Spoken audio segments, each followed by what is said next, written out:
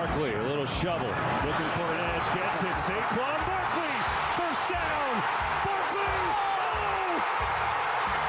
Saquon, touchdown. Live from Radio Row for Super Bowl 59 in New Orleans, this is 365 Sports. First and 10, Hunt again, slips through, goes all the way for the touchdown. Radio Row coverage is brought to you by Allen Samuels House of Travel, the official travel sponsor of 365 Sports. Hurts gets a shot, Hurts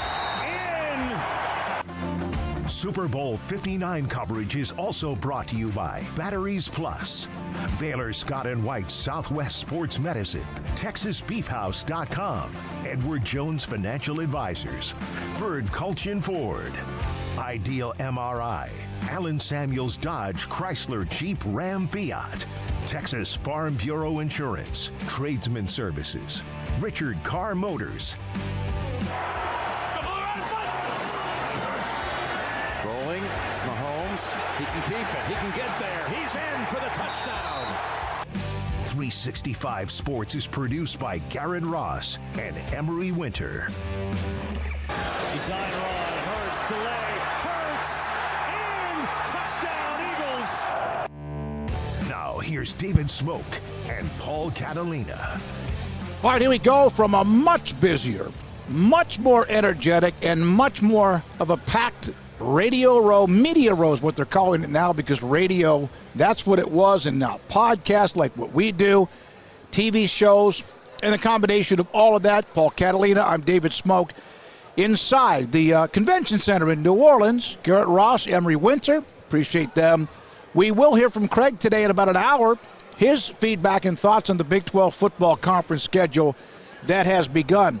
Navy SEAL Nate Boyer will join us today. Randy Grimes played at Baylor, played in the NFL, on his journey and his fight to try to help the one pill at a time type of thing, one day at a time, and all the pains and addictions that he's been through in his life. So a lot of that, and the Big 12 schedule, Paul. Yeah, that's a little important thing that came out today. We talked to Craig about it a little bit later, and I'll save some of those thoughts for then, so you can hear his take on why rivalry week is non-existent in the Big 12. And here's the thing: if they're not going to do rivalry week, I just thought of this: why don't they do their own? If they don't, like, if it butts up against the times, why not pick a week? Like, pick a week where the SEC, like the week before rivalry week, right? The week before, when the SEC buries all their West Texas A&Ms and Colgates and UMasses. Samford. I mean, Baylor's playing them in the early part of the year when you should play teams like that. But when you play the Citadel, why not take the SEC on the week that they're going to be the weakest and put your rivalry week there? Your mark, you can have that one for free. The next one costs you. Yeah, I also don't like giving up. Yeah, even when the hill and the mountain is very high to climb. Garrett, you agree with me there?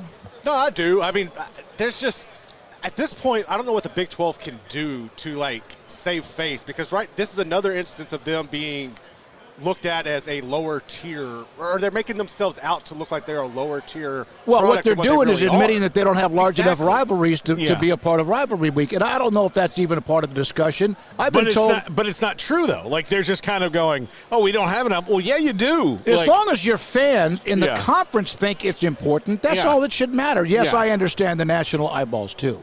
Yeah. So, all right. So the chat room, I'm going to dive in there, but warn you that I'm going to peel some people's skin off their faces today. I just feel like I don't think you should do that. I think you should just let them be and have their own little playroom. We've done that for nearly 5 weeks. Let's see. Who got the worst draw? Bracket Cat. TCU and UCF look pretty brutal to me. Baylor seems to be nice. K-State is great, as long as Zona, Oklahoma State, and Utah still suck. See, I'm going to tell you, my pick for the dark horse team, everybody's going to say, well, Utah was bad the last 2 years. Well, Utah had one problem, and it was that they were trying to play an aged quarterback, and they were completely reliant on the health of Cam Rising. I'm guessing that if you think Utah's definitely going to suck, you didn't watch Devin Dampier play at New Mexico this year at all. I'm guessing because he's younger. He does not have a history of chronic injuries. And if he's healthy, I think it's a whole different ball game for the Utes this year because their whole problem has been they can stop you. They can stop the hell out of you. I mean, all year long, teams are like, man, this is a tough defense. And, yeah, you'll see some kind of lopsided scores, but when the offense has the ball for 9 seconds and gives it right back up, your defense gets gassed. Yeah. They get a little bit – they need some Gatorade. They need some time. They need some air. So I'll tell you right now, Utah is my team that I will pick towards the top half of the league because I believe in the quarterback situation. New offensive coordinator, I think it'll work out really, really well for them. So I'm not like, if you've got Utah on your schedule, I would not count that as good, we got Utah this year. Kyle Visser, Bobby B, it appears Iowa State, after the loss, that realistically KU and Iowa State have to win out to win the conference. He's talking men's basketball. KU winning big last night against Iowa State. Let's see here. Well, if Houston doesn't start losing a bunch more games, then nobody's going to win the league but Houston. Yeah. Like they just took their first loss in a year this weekend. Did Paul just say Asian quarterback? No. Aging quarterback. Golly, Kyle. Aging quarterback. Good God. Who would ever say that? Also, I mean, if he was, I don't think that's a thing, but yeah. Utah will be good and out for revenge. Thankful we don't have to play them next season. That's from an Arizona fan, Zona Tucson 93. MC Gusto. Oh, he's back. I thought he said an aged quarterback. I said aged. Yeah, that's what I'm saying. That's what he's saying. He's agreeing with you on he's that. aged. He by college football standards and by his own body standards, he's aged. He had a devastating knee injury. And then, you could just tell. I mean, it was just like little thing after little thing after little thing that built up this year. He held him hostage. And I'm not on purpose, but like that decision wound up, putting them in a cage. And so they're in that cage, and a true freshman in Isaac Wilson wasn't going to get him out. The other guys they had weren't going to get him out because, and I also think I think Kyle Whittingham maybe had a little bit of an antiquated view of how you build your quarterback roster. And here's the other thing to keep in mind. I mean, we have 2 years maximum of Kyle Whittingham probably hanging around based on the way he says things. And had they won the Big 12 this year, had Cam Rising miraculously not been hurt and banged up, then I bet you we see Kirk Ferentz on his Harley, enjoying life. So I don't. You mean Kyle Whittingham? Oh, sorry, yeah. Same guys. They're both the same. Kyle Whittingham, on his motorcycle enjoying life now. I think he's out, on the hog, joining the Sons of Anarchy. By the way, the Nate Boyer at Green Beret, I said Navy SEAL, Green Beret, great guy. We've had him on a couple of times during Memorial Day weekend and some others as well. He'll join us here in just a few minutes. So somebody asked about my shoulder. Long story, we'll get to that later. It's better right now. And I walked about 10 miles to go to an urgent care to then go get a prescription. And so it's better. And Garrett today started me off with a deep massage in my shoulder blade with Voltaren gel. Yep. And I mean, I even brought the cooking gloves to keep that off your face, off your hands. I appreciate the gloves because that was some pretty stout stuff. I tried to help you out. No, it didn't work though, and for about an hour. So that's another story. But working on that, I'm so freaking tired of being old and also broken down. So last night, basketball. Oh no. Let's do that. And then I got a note. Jonte Cook arrested in Fort Worth. Big-time talent with the Texas, and then, of course, where did he go after that? UNLV? No, he went from Texas to Washington and then bounced after like 2 days. And he's now – I don't think he even got to campus. He is crashed and burned. Yeah, that's sad. He committed. Jed Fisher's going to give him a chance, and then before he even got there – and this might be the thing that happened. I don't know. I mean, like – hit the proverbial brick wall? Yeah, I mean, so it's sad when that happens when, no greater tragedy in the world than wasted talent. Well, at least he's alive. He didn't run into some, it was something about interference with some sort of, arrest or whatever. National Signing Day is tomorrow. I talked with a coach for a Big 12 team. They don't have anybody signing tomorrow. They're done. They locked everything up. A lot of teams have done that. Baylor at Tech tonight in Lubbock, coming off that great win for both teams. Texas Tech without McCaslin and Toppin for a long time. And then Baylor rallying against Kansas. Tiger Woods' mother passed away earlier this morning. Catilda and Tim Campbell. Somebody mentioned this in the chat yesterday afternoon. We didn't really say much. I think we mentioned it, but talked to his Margaret Campbell, Earl, and, of course, the Campbell family. Tough news, of course. Tim had been battling cancer, and he passed away yesterday. What a family, what a legacy that family has left in so many different places. Yeah, heart goes out to the Campbells. They're great people. If you ever get to, again, you may not just meet Earl. You might meet one of his kids. You might meet, anybody. Christian or Tyler. Or Tyler or anybody. Through you, I have met, I didn't meet Tim, but I feel like I've met his wife. I've met all these people. So they are unbelievable people. I think, and so when the world loses one of those people, it's a Saturday because they are great. And you should hear the stories of the things that they went through in East Texas in the 60s and the 50s and 60s and 70s when things were really bad in this country for people like the Campbells, for African-American people. It was really, really hard.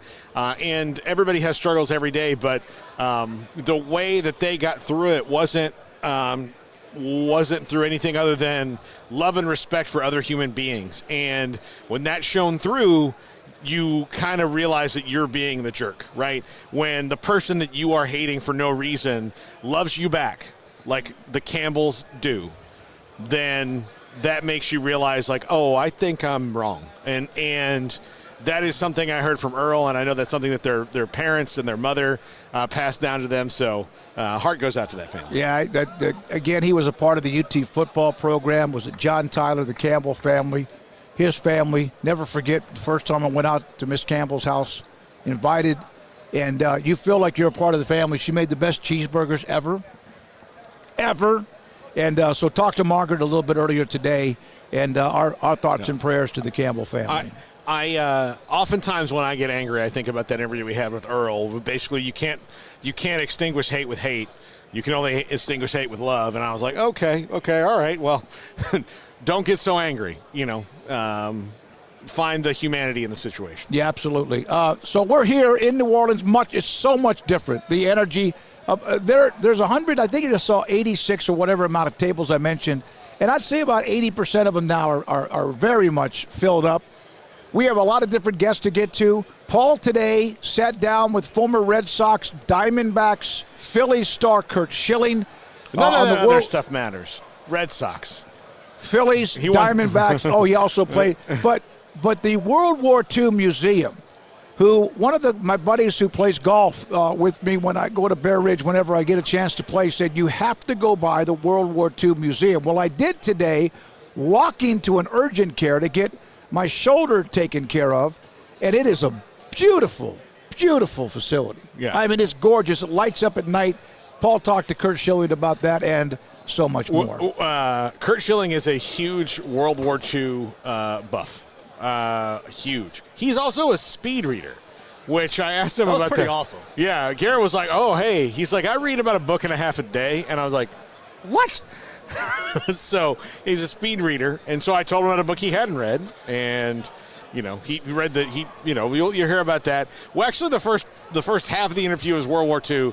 The second half of the interview is Red Sox, which normally you'd be like, I'm shocked, but you also know how much I love history. So yeah. I was emotionally conflicted about where to go with this thing. Well, but he told some great Sox stories. Our first night, we spent the night.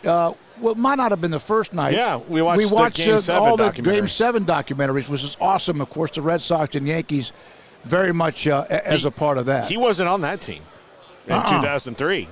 No, he was brought in to help But he was the one I think, of course, helped break the attitude of there's no curse. It's players. It's personnel.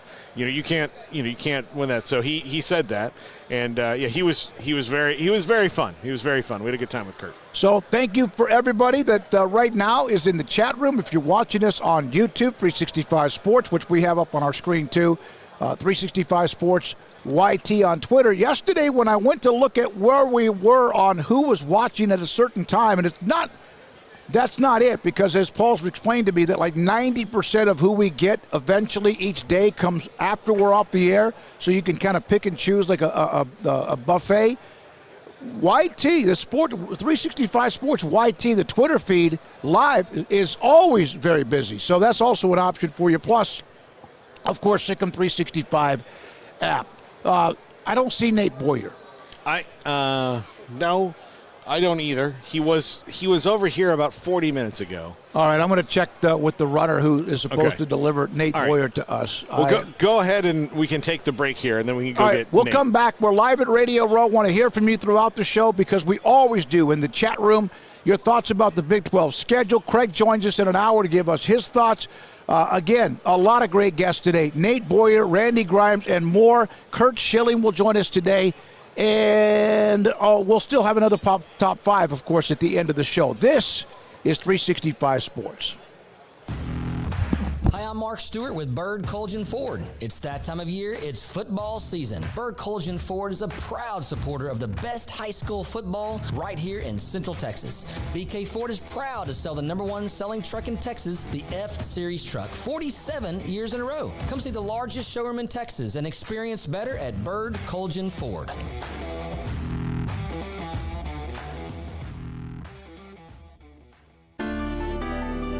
Edward Jones Financial Advisors Ben Erlinson, Brad Wilson, and Cam Heathcott understand these are difficult and changing times we live in, but they know how important your financial investments are to you. So is your financial advisor staying in touch with you and helping you navigate today's financial climate? Invest with Edward Jones Financial Advisors Ben Erlinson, Chuck Verno, Brad Wilson, and Cam Heathcott, who invest their time and experience back to you and your money. And like coaching athletes, investing money is about time, patience, and encouragement. Contact Ben Erlinson at 254-759-8533.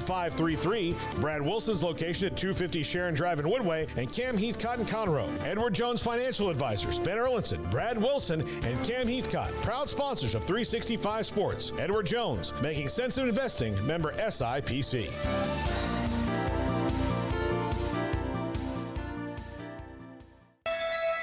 Allen Samuels House of Travel is a full-service travel agency with highly experienced travel consultants plus support staff with over a combined 150 years in the travel business. They are ready to take care of any travel situation for you, your family, and your business, and with the kind of knowledge to complete a seamless itinerary trip start to finish. They will search for the best deal to accommodate your budget, from air to cars, ship to shore, hotel, and even meeting space. Name a destination and they've been there. They know the places to go, and international and missionary travel is one of their unique specialties. Allen Samuels House of Travel, celebrating 50 years in business. Call Connie, Sherry, Linda, or Bambi at 254-776-2560, or find them on Facebook or at houseoftravelwaco.com.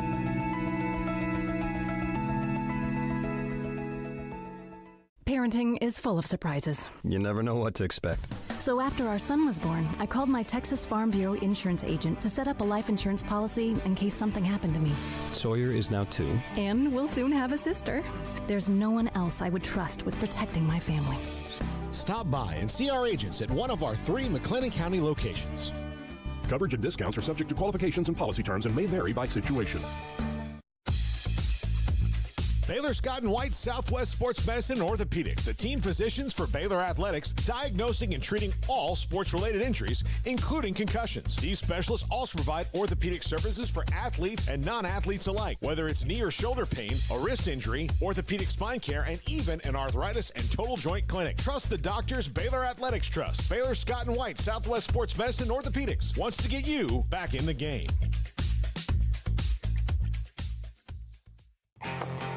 Rolling, Mahomes, he can keep it, he can get there, he's in for the touchdown.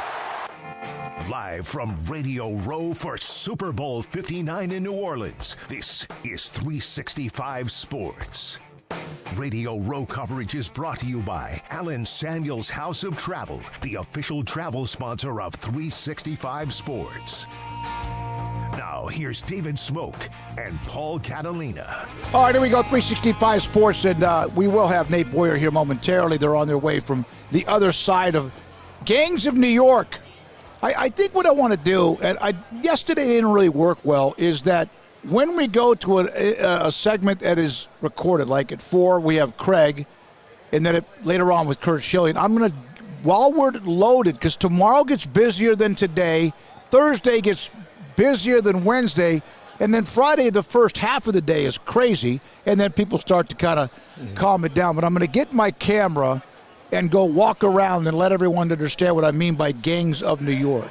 That it is, it's a lot of fun. Like, for example, people that walked in through today, and we ought to at one point turn the camera around that direction, but not until after we finish with Nate Boyer. But there's, again, 100. It's a big, huge, massive rectangle. You see the railing here, kind of like a fence that goes all the way around, and there are people everywhere. And which really, like, I know a friend of mine at a station I used to work that didn't get a table for Radio Row, and yet you have people everywhere how'd they get in here? Yeah. And a lot of times it's because they're connected to a sponsor or something similar to that. So we'll do that. I'll get a video of that a little bit later on. Hey, Nate, what's up, buddy? How you doing? What's that?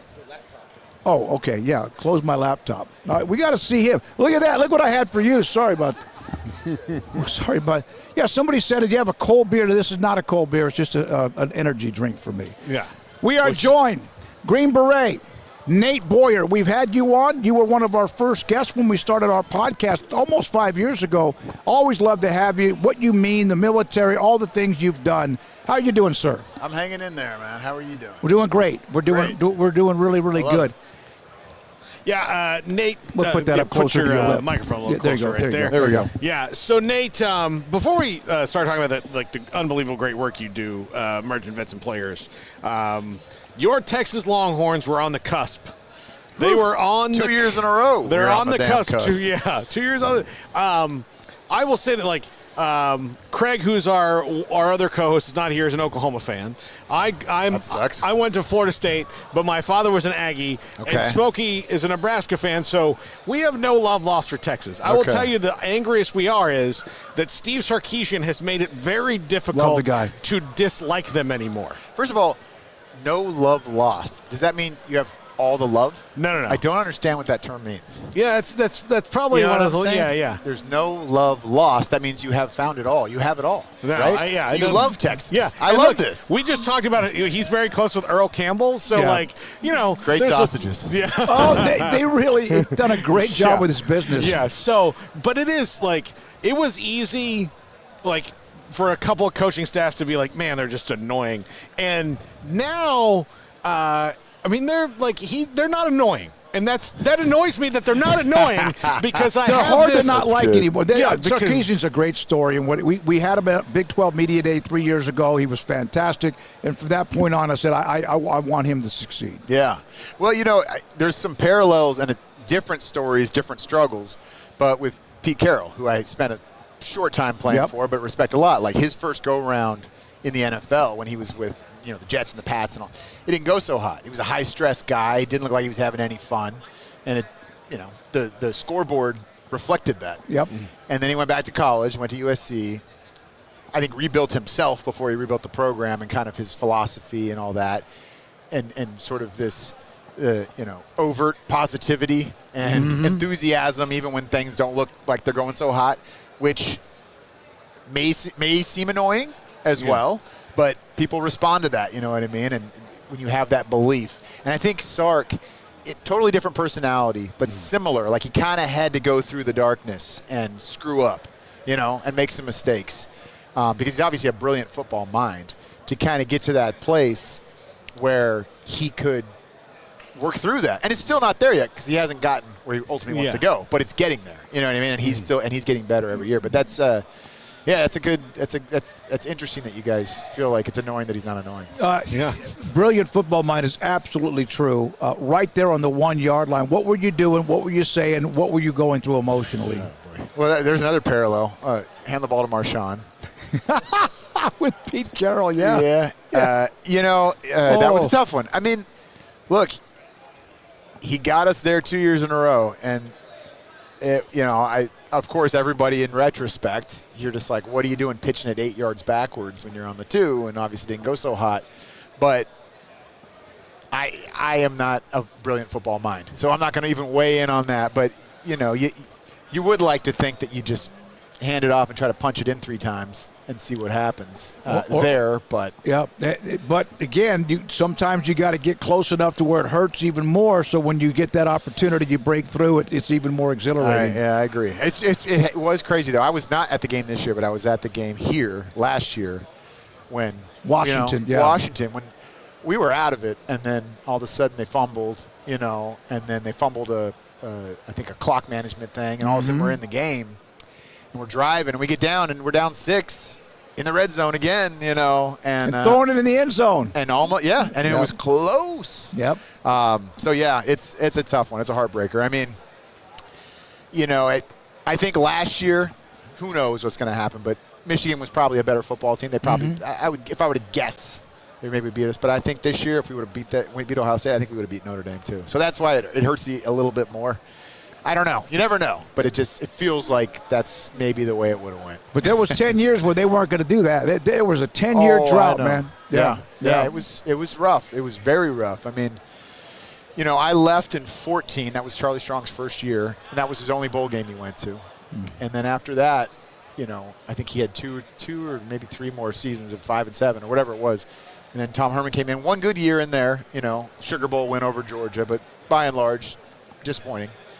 And and then Sark comes in 5 and 7 the first year, and that year started like, did we lose the last 6 games or something? It started solid. I mean, at least we're 4-1 maybe. Yeah, and then a free fall. And we just would get ahead and third quarter woes and lose the game, and it just kept happening.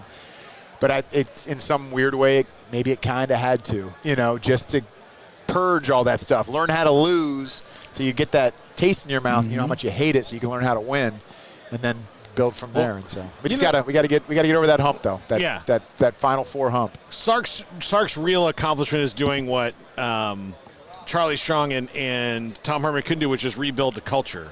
Is that 2005 was like the best and worst thing that can happen to a place like Texas, like a long drought, not winning, then all of a sudden you win, and then everybody around you tells you how great you are. But 2005 team, those teams were great. Like the teams after, like the one that lost to Alabama, those are great teams. Colts era. They went through it, right? They went through the wars to get there after, another drought. They had built it back up, and then there were a bunch of guys coming in that thought like, well, I'm just going to be Vince Young tomorrow. Like, I'm here, I'm in Austin, I put the helmet on, I've got the superpowers. Sark was the one who came in and said, none of that is true. Right. Yeah. I mean, and that's really when I got there. I got there in 10. Right when it all started to slow down. And it was, we were still, like I said, we were 8-5, 9-4 teams under Mac when I was playing. But until my last senior year, then we were, 6-6 with Charlie and got our tails whipped in the Texas Bowl. But yeah, it was different. There was that sense of entitlement, and just this is just, I'm just going to show up and it's all going to go my way. So you kind of experienced that. You could feel it as a player within that. You could feel it, and not all the time, and not with every player. Right, I would definitely not say that, but there was a lot of people that were just there because it was cool to be there. You know what I mean? And it's the Longhorn logo and the mystique and the whatever and the alumni and but not really doing what needs to be done to win. And that certainly has changed. There's still a mystique. There's still all of that. And there's still a lot of pride in that logo and just wanting to be a part of that. But at the same time, there is a difference in that culture shift in the work. I do fear at the same time that, because it happened that first year with Coach Prime in Colorado. They had all this stuff on the side. Every celebrity in town's coming to every game, and they went 4-8.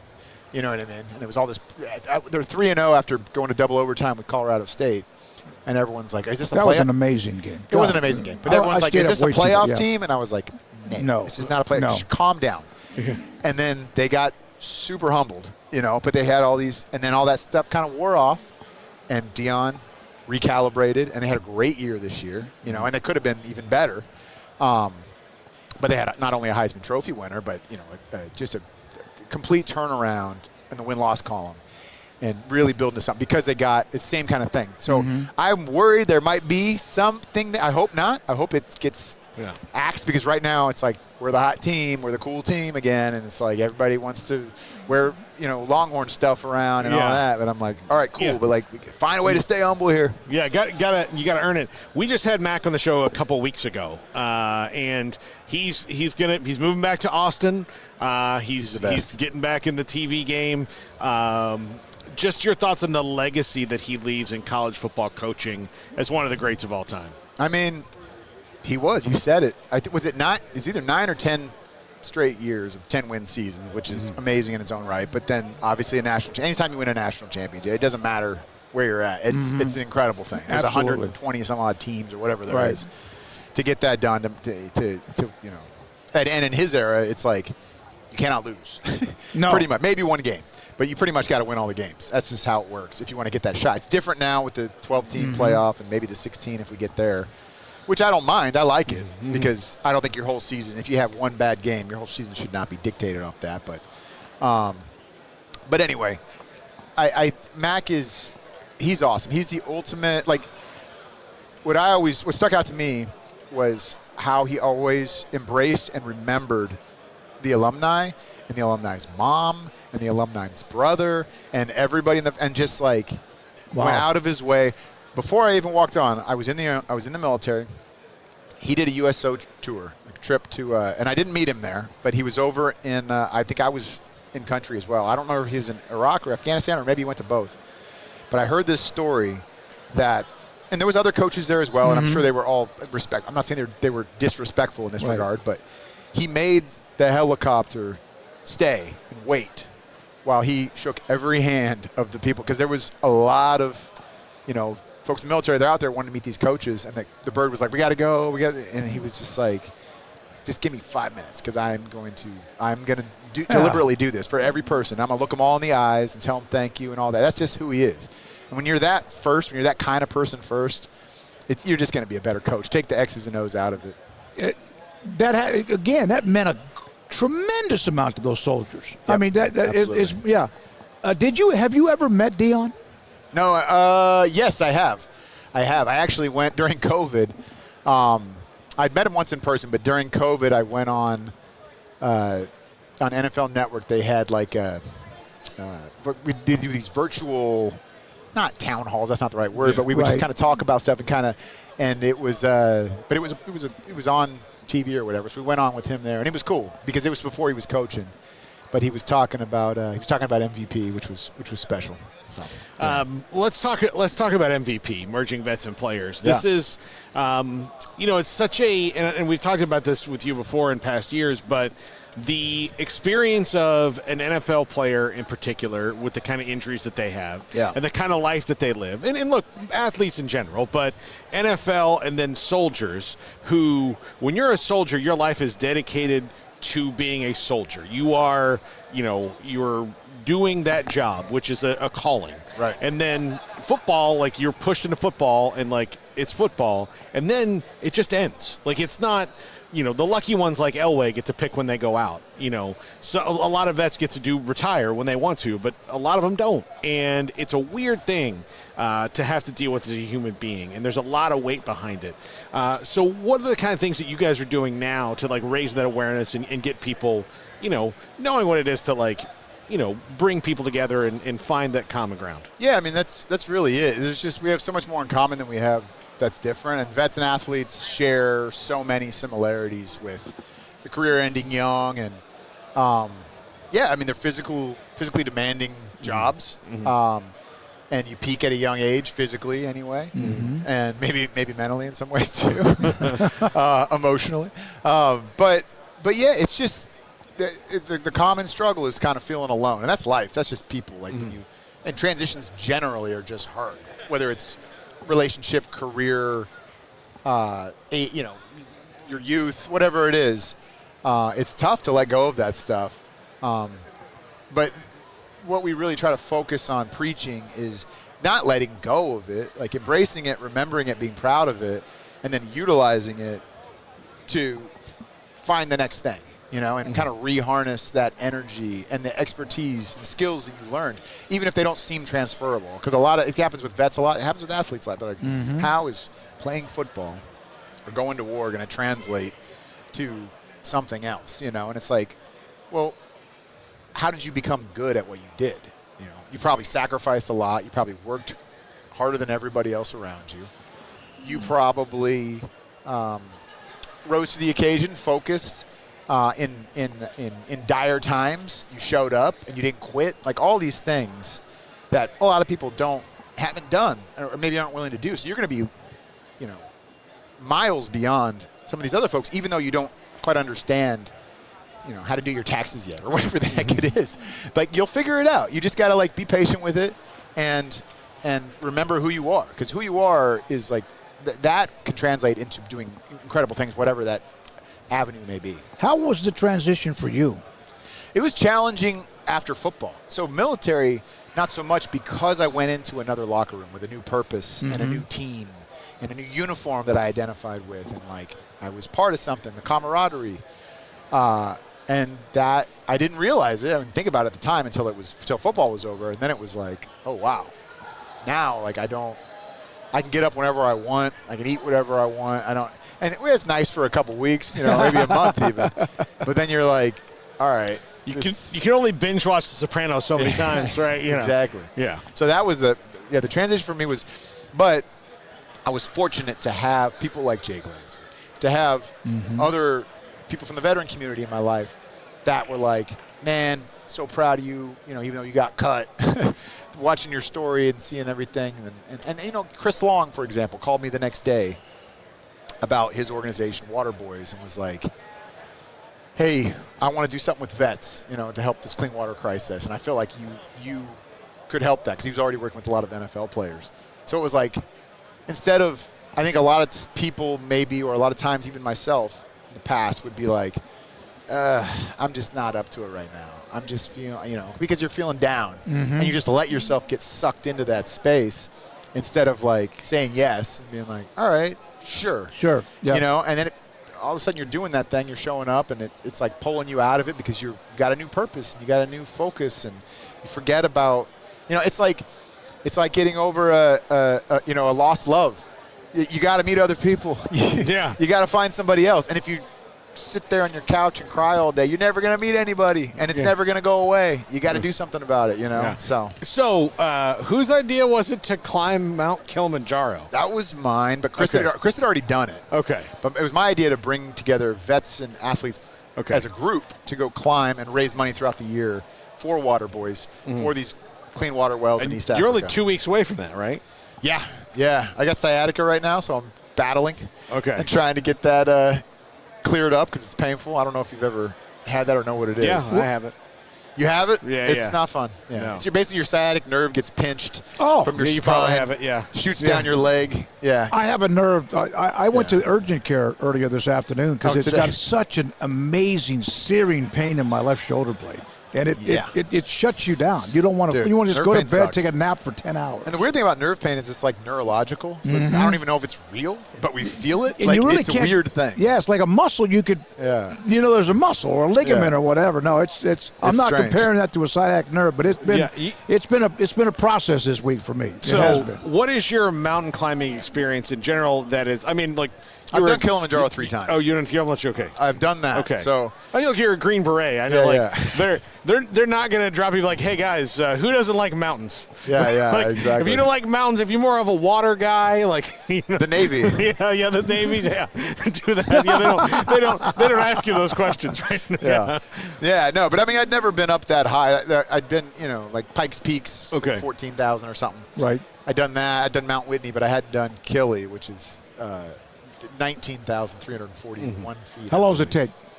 We do it in about 5 or 6 days. And, most of that's going up. Right. We count coming down Right. as well. So you do about 6 or 7 miles a day, easy pace, but you're gaining altitude, so you feel that fatigue, and you're getting tired and weak, and lightheaded.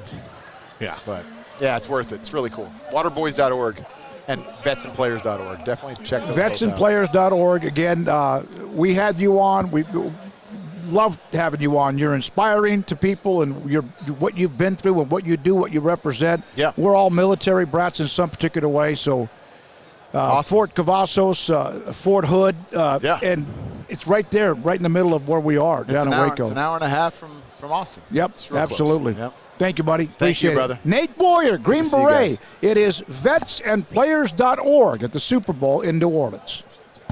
At Ideal MRI, we feel blessed to be part of the Waco community. We're a small family business here in Central Texas. At times like this, the cost of healthcare has never been more important. And unfortunately, significant illnesses and injuries still occur. And that's why Ideal MRI is open and here to serve you through this difficult time. So if you need an MRI, ask your doctor about Ideal MRI. You can schedule online in minutes at idealmri.com or call 833-IDEAL-MRI.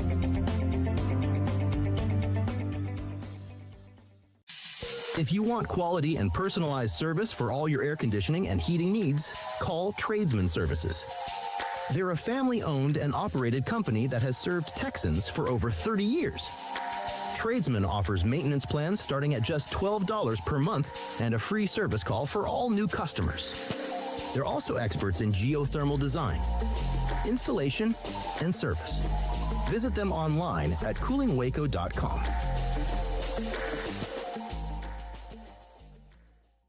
Cars priced right, both day and night. Average your car in Texas.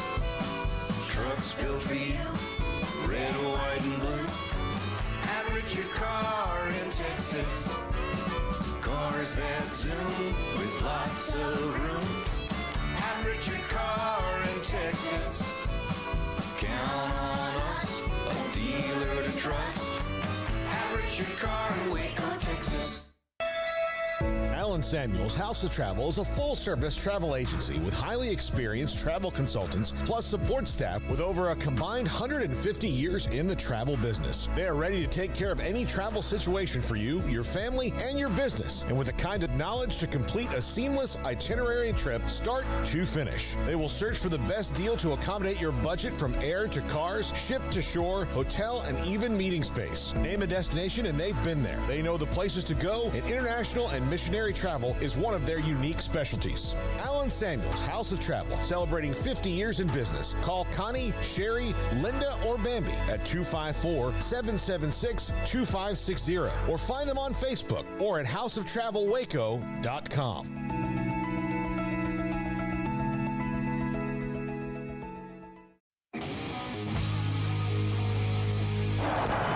Here's Barkley, a little shovel, looking for an edge, gets it, Saquon Barkley, first down, Barkley, oh! Saquon, touchdown! Live from Radio Row for Super Bowl 59 in New Orleans, this is 365 Sports. Radio Row coverage is brought to you by Alan Samuels House of Travel, the official travel sponsor of 365 Sports. Now, here's David Smoak and Paul Catalina. All right, here we go, 365 Sports. I had to close my laptop so we had a better shot of Nate Boyer. Randy Grimes will join us here momentarily.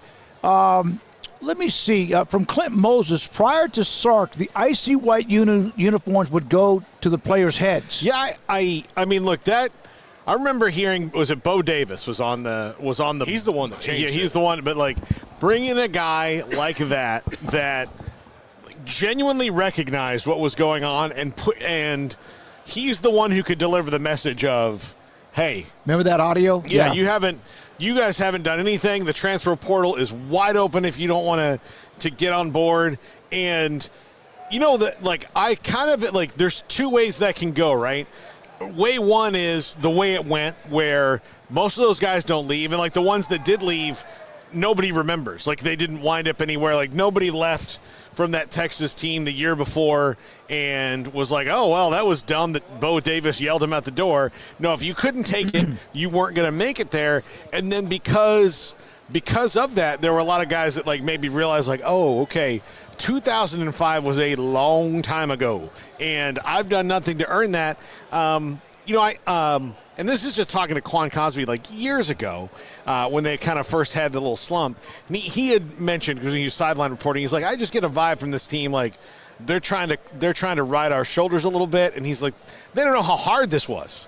Like, it was hard. No. Like, it wasn't like they came to Texas and, it was kind of surprising. I remember that first recruiting class that Mac had that, like, built the 2005 team, where I remember my friend, I was in college, and I remember my friend and I going, like, why does he need 7 defensive linemen? And it was like, oh, he went 7 defensive linemen because as soon as your guard gets tired and he, gets a little slow, then Roy Miller goes out and gets some Gatorade for 5 plays, and another guy comes in who's the same level talent as Roy Miller, and they don't care. Which is kind of what they did this year when they lose Murphy and Sweat, and they have the 5 guys that seem like they would just all could be in or not. This is interesting based on Nate Boyer and others climbing Mount Kilimanjaro from Road Dogg. One day I'll run with the bulls in Spain. That's something I would like to witness. I would not like to do it. Because, like, that's one of those things, like, when people go, hey, man, we're going on a ski trip, you should come. And I'm like, I will come and watch you ski. Like, when you come down the mountain, and I'll be like, hey, good job, dude. But I'm not going to go skiing because, look, I know that I don't have the capacity to ski. I'll break my leg. Look, running the bulls, I don't have the kind of speed to get away from a bull. And I don't want to be one of those people You don't have to have speed. You have to be able to jump up on one of those. Yeah, that I might be able to do, but again, you also need a little bit of speed too, because you gotta be able to sift through the crowd. You gotta get to the front so that, like, you're not right there at the end. I want my, like, and if I'm gonna get hit by a bull, I'd rather run towards the front. I want the bull to be tired by the time he gets to me. But yeah, I've always wanted to see that in Pamplona. Yeah, I think that'd be awesome. Well, we'll have Randy Grimes here momentarily. A lot of talk about. I saw this, and I did not see this. We did not see this. Let me look up something real quick. That there was a coaches' rankings list in the Big 12 from Ari Wasserman from On3. He had the top 25 college football coaches. Kirby Smart, Ryan Day, Dan Lanning, Steve Sarkisian, and Marcus Freeman 1 through 5. From the Big 12, Dion at 7. Dillingham 13. Lance Leipold, 14.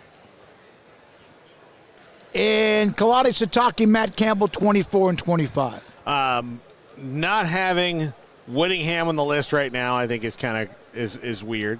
I mean, there's only so many you can do. Well, okay, who's going to come off? Well, I would take Brenton Venables off the list right now. I wouldn't disagree. I mean, I think Brenton Venables has a lot of potential, but as a head coach, he's done nothing yet. Sharon Moore, as a head coach, has done nothing yet. I don't know. Like, I think he's got Cristobal a little too high.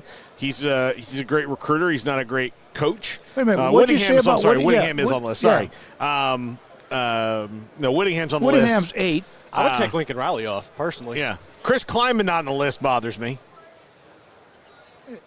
Yeah, like I would take Sharon Moore right off the list. See, and put, Belichick's on Kleiman. the list, hasn't coached a college game.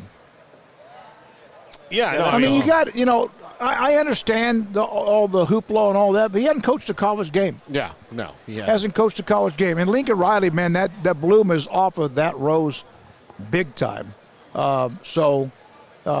That's interesting.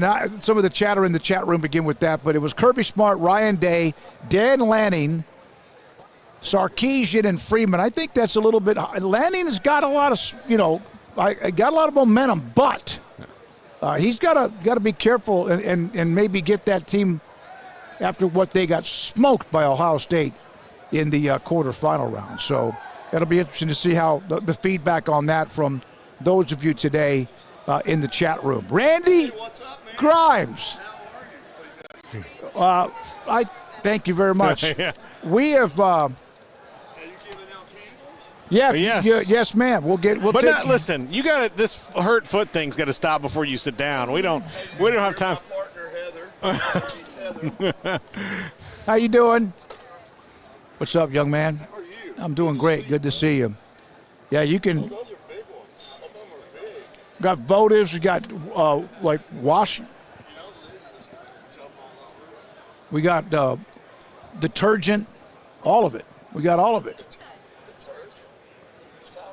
We'll talk. We'll talk. Yeah. This is live. We are live. Randy Grimes, former Baylor All-American. You got enough? And what happened to your foot? Corrective surgery. Oh, so it's a good thing. No, She got a bike? Huh? Oh, she needs. yeah. Garrett can hook her up. Yeah, okay. So, Hook her up there. Hey, Randy, don't say corrective surgery. Say kicking ass. hey, I hurt this ankle so many times, and I'm just now getting it fixed. But you know what it was? I got my knees replaced. And when they replaced my knees, my legs used to be so bowed that it screwed up my ankle because my legs are so straight now. And the way the bone comes into the ankle screwed it all up, so it hurt. When did you have that? Well, I had the knees done last summer. I had this done 7 weeks ago. Yeah, I can see with your legs, it's like more torque on your ankles. And the Yeah, well, my heel bone wasn't even in line with my legs. You know, everything was out of whack. We saw you, and I've known you. My God, you played at Lee High School and then went on to play at Baylor. But the first time you ever came to Radio Row, and what you're doing now, athletes in recovery and all of that, how you doing? I'm doing well. Good to see you Good again to today. see You you too. I remember the first time I saw you, and I was like, man, I hope he's doing okay. Because at the time, you probably weren't doing okay. You were starting to turn the corner. Just kind of starting this whole You're journey. a veteran to this now. 16 years. Has it been 16 16? straight, yeah. I think I've seen you nearly every year, right? Yeah, every year. Only one year was, I think, 2009. I went to the game, but I wasn't here. Did you go to the COVID? Yeah, we did. In Tampa. Yeah, we did. You remember what a ghost town that was? Yeah, we do. Hey, we got detained for about 40 minutes. In Tampa? In Tampa, we were walking out, and this guy comes up, and he flashes a badge, and he goes, hey, we have a report about 2 guys matching your description. We thought we were getting pranked or something. And then he's like, no, I mean, this is an FBI guy. And he's matching description for what? I don't know. Something happened. Do we look like we're going to do anything? So we were like, it was illegally selling candles. Yeah, or giving them away. Yeah, so it was go give them fraudulent. away. We didn't have a permit. You know, Florida, you're from there. You know it is. It can get shady real fast. Oh, yeah. I remember thinking, like, this is it. This is one of the stories they tell. They're never going to hear from us again. There's going to be somebody with a mask that looks like me. This is Mission Impossible. I don't know. It is crazy, and the impact that he's had and what you're having now on players and pills and pain and management and all of that, and what you've been through. And I couldn't do what I do without Heather and her facility at Serenity Light down in Houston. I mean, it's miracle stuff. So you see a lot of people that come into your facility that need help, like big-time help, and addictions and painkillers. A lot of people think about drugs, and, of course, that's it too, alcohol, but the pills are sometimes it gets overlooked in a lot of this stuff. It does, because it's prescribed, so it's okay, right? And I even have, teachers and nurses saying, I was prescribed this medication and I can't get off without getting sick. So it's walking them through it, but the guilt and shame that is pressed on every single person that comes through there, it's just a shame because people are dying because of it. And the fentanyl crisis, because of the pills, right, the opiates that you get prescribed and then you can't get them, so you end up getting them on the streets, or a friend wants to. So many people are dying because fentanyl is pressed in almost everything. So the Xanax, the opiates on the street, even the stimulants, cocaine, like everything.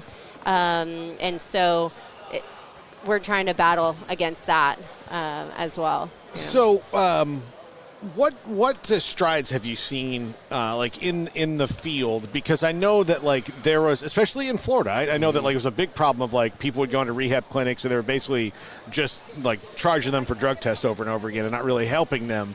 But for people to get help, to get better, what are the strides that have happened that you've seen? Yes, well, that is one of the reasons why I wanted to create Serenity Light Recovery, because I suffered through addiction. I found the grace of recovery. But I was seeing so many of my friends and family were dying because of this disease, and going to treatment centers that, will just leave it at that. And it just upset me. So the revolving door needs to end, right? The cookie cutter does not work. We really need to think outside the box and really meet the individual truly where they're at, and wellness is key. So we're a wellness center. It removes that guilt and shame, first of all. Nobody wants to go to a rehab, but let's talk about wellness and really healing from the inside out, and then being able to customize it. So there's the holistic approach to healing, which is huge, right? There's so many evolving treatment methods and modalities that can be incorporated, and you don't have to charge an arm and a leg, right? There's ways to provide accessible, affordable care for individuals to truly heal. I would love for them to come back and see me as an alumni and help and volunteer and spread the message of hope. I don't need the revolving door. That's not part of my business plan. This is a mission beyond that. And it's really creating that aftercare portion, right? And continuing that wellness, the wellness maintenance plan, See, that's why I need her. No, smart man. Smart man. And you needed her in many, many ways. You've told your story. We've told the story for the 16 years you've been on. You were at rock bottom, weren't you? Yeah, I was. Well, is it true, and this is only from knowing people who are friends or family, that if you have an addiction, even if it's cigarette smoking, I know we're talking about, that's still hard, or alcoholism or whatever. Nicotine's the worst. Nicotine. What is the percentage of people who are basically almost shoved into a rehab center, and how many survive or get better, and those who walk in the door because they down deep inside know they're screwed right now? Yeah, I would have to say the people that voluntarily walk in probably have a lot better chance of making it. But a lot of times the miracle will happen while they're in treatment. They'll hear that one sentence or meet that one person, and that's all you can hope for. And I went to 2 or 3 different facilities before I got it too. But a lot of times it happens while you're in treatment. What was it, if you don't mind me, let's say the third time, whatever number it was, what made you go accountability back? I was more accountable to everybody when I got out of there, and that was something that I didn't do the first 2 times, and that made all the difference in the world. And I kept up with it every day. I stayed accountable. I wanted people to see my eyes and hear my voice every day, and that was the difference. So damn proud of you. You give me too much credit. You give me too much credit. No, I don't. No, I don't. You came walking into this, and this is the term I've used, and this is like Gangs of New York, the movie.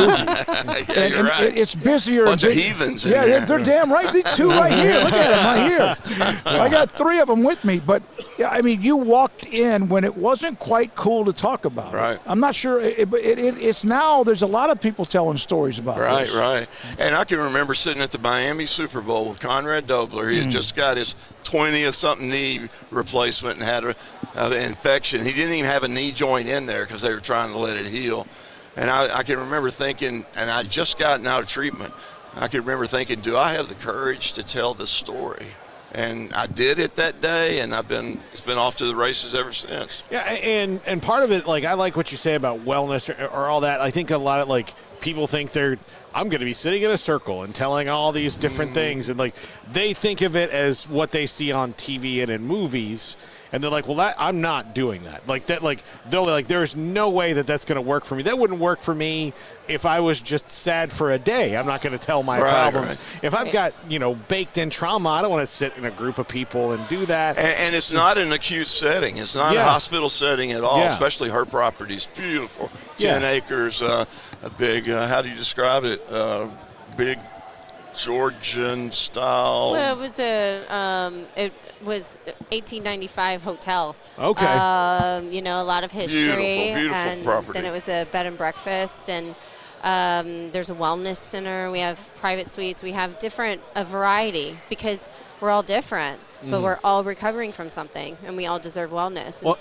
Well, I mean, like, look, if if I went in, to somewhere and I have a knee problem and you have a shoulder problem, you're not just going to cut me the same way, right? It's the same way with treatment, isn't it? Right. Yeah. One size does not fit all. Yeah. So, Randy, your Baylor Bears this year Sick 'em. had a hell of a run at the end of the year. Yeah, what do you think about some of the coaching changes they made?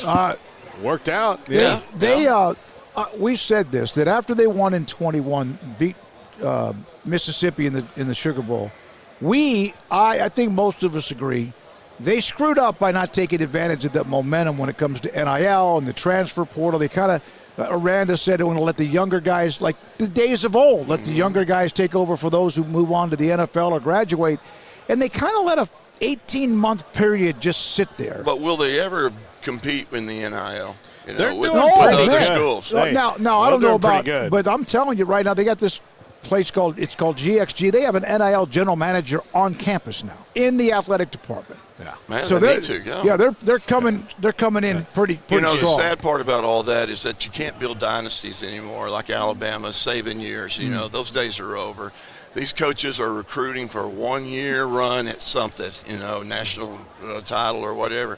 And then it's starting over again. And that's the way it's going to be every year, starting over every year. Because with the transfer portal going on, guys are leaving. They're taking better deals. They're taking pay cuts if they go to the NFL. There some are. There absolutely are.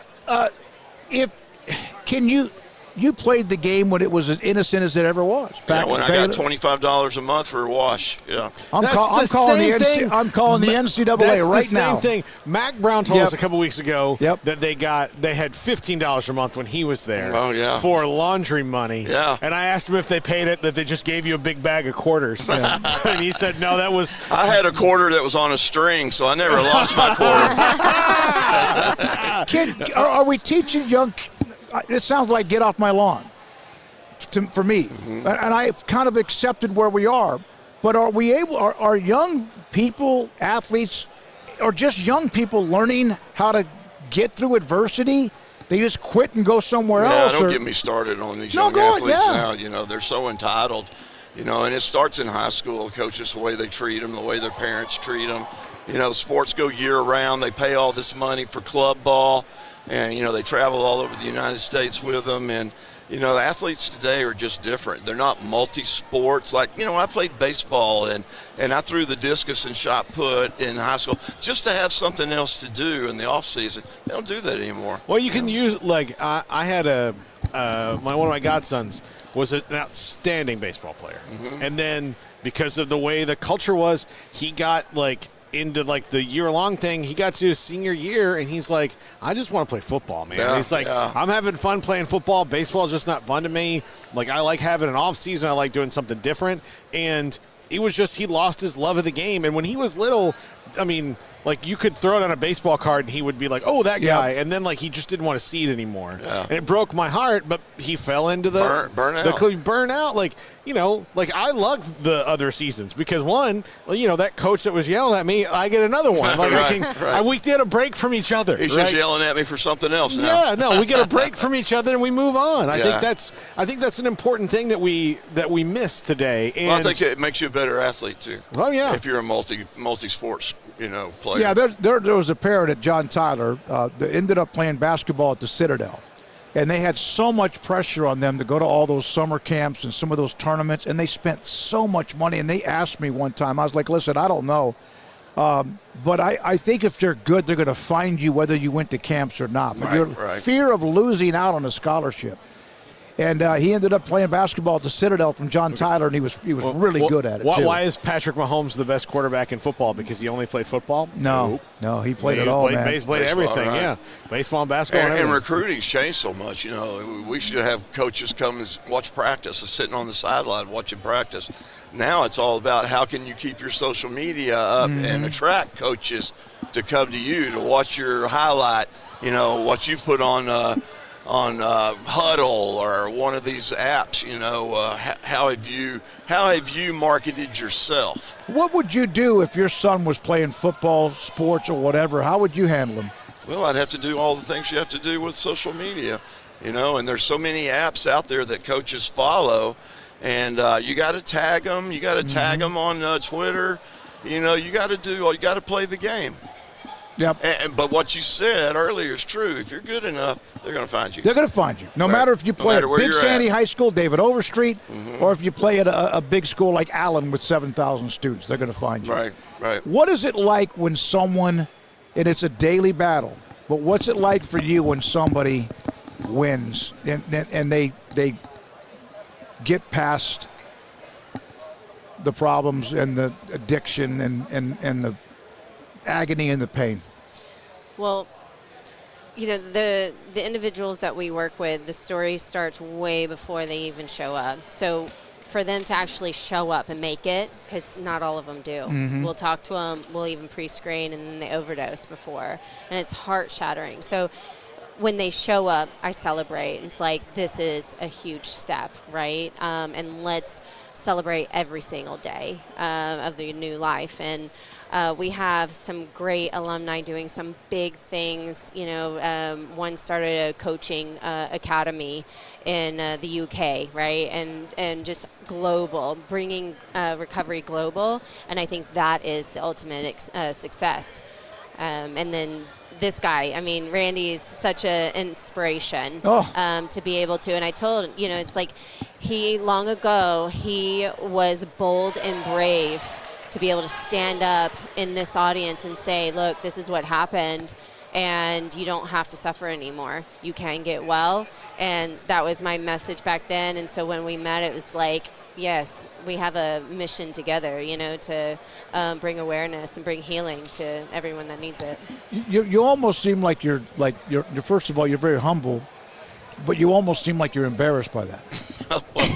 Well, I know that, you know, a lot of people didn't make it. And it's only by the grace of God that I did, and you know, I don't discount that. And I'm very thankful not only to my wife and my family for not giving up on me, but, you know, having a strong community like, you know, my recovery. You know, people ask me all the time what I miss most about football, and it's not the game. I miss the locker room.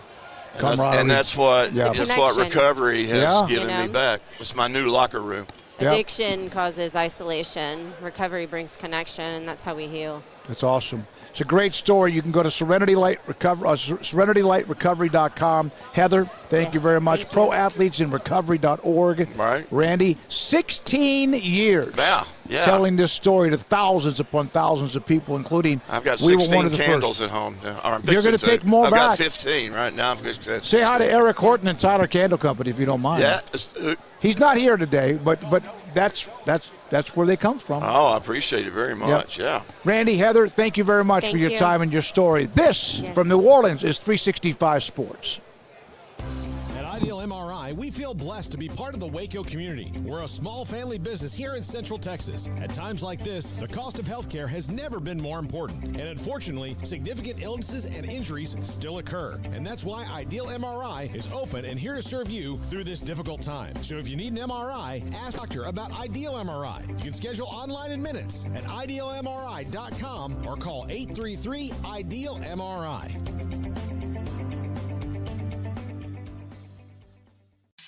If you want quality and personalized service for all your air conditioning and heating needs, call Tradesman Services. They're a family-owned and operated company that has served Texans for over 30 years. Tradesman offers maintenance plans starting at just $12 per month and a free service call for all new customers. They're also experts in geothermal design, installation, and service. Visit them online at coolingwaco.com.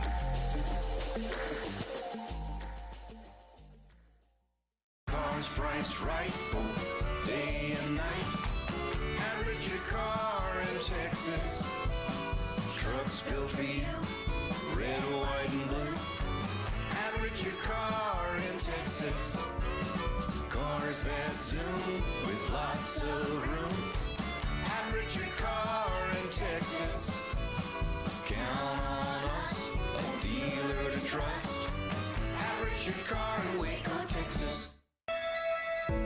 Samuels House of Travel is a full-service travel agency with highly experienced travel consultants plus support staff with over a combined 150 years in the travel business. They are ready to take care of any travel situation for you, your family, and your business, and with the kind of knowledge to complete a seamless itinerary trip start to finish. They will search for the best deal to accommodate your budget from air to cars, ship to shore, hotel, and even meeting space. Name a destination and they've been there. They know the places to go, and international and missionary travel is one of their unique specialties.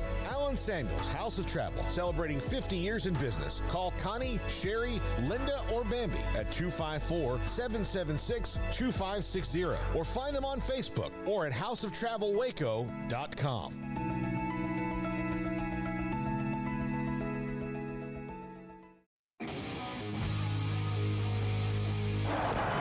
Here's Barkley, a little shovel, looking for an edge, gets it, Saquon Barkley, first down, Barkley, oh! Saquon, touchdown! Live from Radio Row for Super Bowl 59 in New Orleans, this is 365 Sports. Radio Row coverage is brought to you by Alan Samuels House of Travel, the official travel sponsor of 365 Sports. Now, here's David Smoak and Paul Catalina. Finally, the Big 12 has released their 2025 football schedule. First thing I saw was that Baylor's not playing Tech this year, but there's a lot of things, including non-conference conference games. Craig Smoak joins us, and Paul Catalina. I'm David Smoak, 365 Sports in New Orleans. Craig, thank you for being a part of it. We miss you, but what was your reaction when you kind of started to sift through what the schedule was like for this year?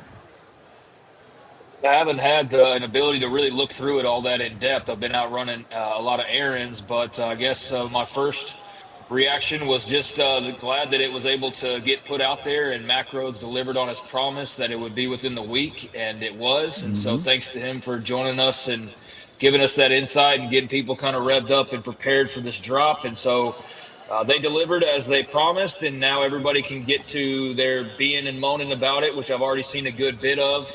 I guess one of the first things I saw is, man, BYU's got a large fan base, and makes them very attractive in so many ways. But the problem with having a large fan base sometimes is when things aren't great, like we saw a couple times during the season, of just how loud that can get in comparison to others. And so with their very large fan base, they're excited about next year. But I looked through every single Big 12 team's Big 12 release at one point just to see what the immediate reactions were. And the only one that had more than like a couple of people was BYU's schedule. And it had like 13 replies in the first 5 minutes, and they were all complaining about why Holy War isn't on rivalry week. And then you get to looking, and TCU Baylor's not on rivalry week. And really the only rivalry that's on rivalry week is Arizona and Arizona State. And so that's one of the things that jumped out immediately to me, was just seeing kind of the BYU reaction to that, and then realizing, well, it's not just the Holy War, which would make sense to be on rivalry week, you would think. Instead, it's in whatever, like October something. But, TCU Baylor's not on that week. And whatever else you want to throw in there, everything but Arizona State. So that jumped out just because there was so much attention and reaction to that immediately. I know we'll get into Baylor. I don't like that. And we knew all this. We knew this going in. We knew they weren't playing Tech. Like, we already knew that part of it. But right. I don't think it's good that the Texas teams aren't all playing each other. I think that's a grave miscalculation. I don't think that makes any sense. And I think every schedule that you see for a Texas team that doesn't include all three, it feels a little bit lacking in comparison. You get to play maybe a good team. Maybe you get Colorado on your schedule, or you get BYU instead of playing that third Texas team. But I just think for fan interest and also for great games, to have those four Texas teams not all round robin in each other for whatever reason, that, the calculations of the formula they use, that's another thing that just feels like there's something missing there, that all three or all four of those teams should play round robin. So those are just a couple of like the immediate things that jumped off the page to me, is not seeing, for example, on the Texas, like no Tech and Baylor. Like, really? Like, y'all don't want to play that game every year? So that feels a little naked to not have Tech on the schedule. And I'm sure it feels weird for them to not see, Baylor and whatever other iterations of that throughout the league there are. But, those are a couple things very lacking in rivalry week outside of the Arizona showdown. And also just I don't like the lack of the Texas round robin. I think that's something that a lot of fans can wrap their arms around. And quite frankly, the last point here is I think it's with so many teams a little lackluster. In some cases, I just think it waters it down, and that's something we were kind of warned about. But I think you look at some of the schedules, and at first glance, at least, you're like, okay, like that's pretty good, that's pretty cool. And I'm sure depending on what school you look at, you feel a little bit more strongly about it. But I don't want to see more teams added to this conference to water it down any further than it already is. Craig, you mentioned the rivalry week, and as I go down it does. As it goes down like that, you go down the list. They missed a ton of scheduling opportunities here. If you're going to compete in rivalry week with the SEC and the ACC and the Big Ten, they're all playing their big games then. So it's either them going, we're not going to win in the ratings that week anyway, let's try to find other weeks where we can put them, or it's them overthinking it like they have with the Texas teams and they want to be in the same kind of schedule model. As long as everybody's not, waiting 9 years to play each other, I think having a couple, 4 years between games isn't that awful. Yeah, and, I think with that, my first thoughts for why you wouldn't do that would be the TV networks just said, like, hey, we've got bigger games on, or you won't have TV spots is the only thing I can think of. So you don't want to not have a TV spot for TCU Baylor, which I still find that hard to imagine. But there are so many games that week that maybe that's the reason why. But, so you're the one conference of the major conferences that gets kind of screwed during this big rivalry week because either you didn't schedule it properly, because the formulas that you punched in or the computers came up with didn't take that week into consideration the way it should have been taken in, or the TV network said, like, hey, you need to spread your rivalry games around to make sure they get TV time, which is a totally different conversation. But yeah, I mean, that's rivalry week, and you would not know it in the league outside of Arizona State. That's the only one. And, I think that's where I've seen a lot of the complaining as I mentioned at the top, is just sort of why is that so lacking? Because, around the rest of the country, it won't be. So, I have to think it's either an issue with how they're doing it or it's a TV thing. Baylor with 7 home games. Most everybody will have 7 or 8. They have the buys, the 2 buys built into the schedule. I like the way they do that.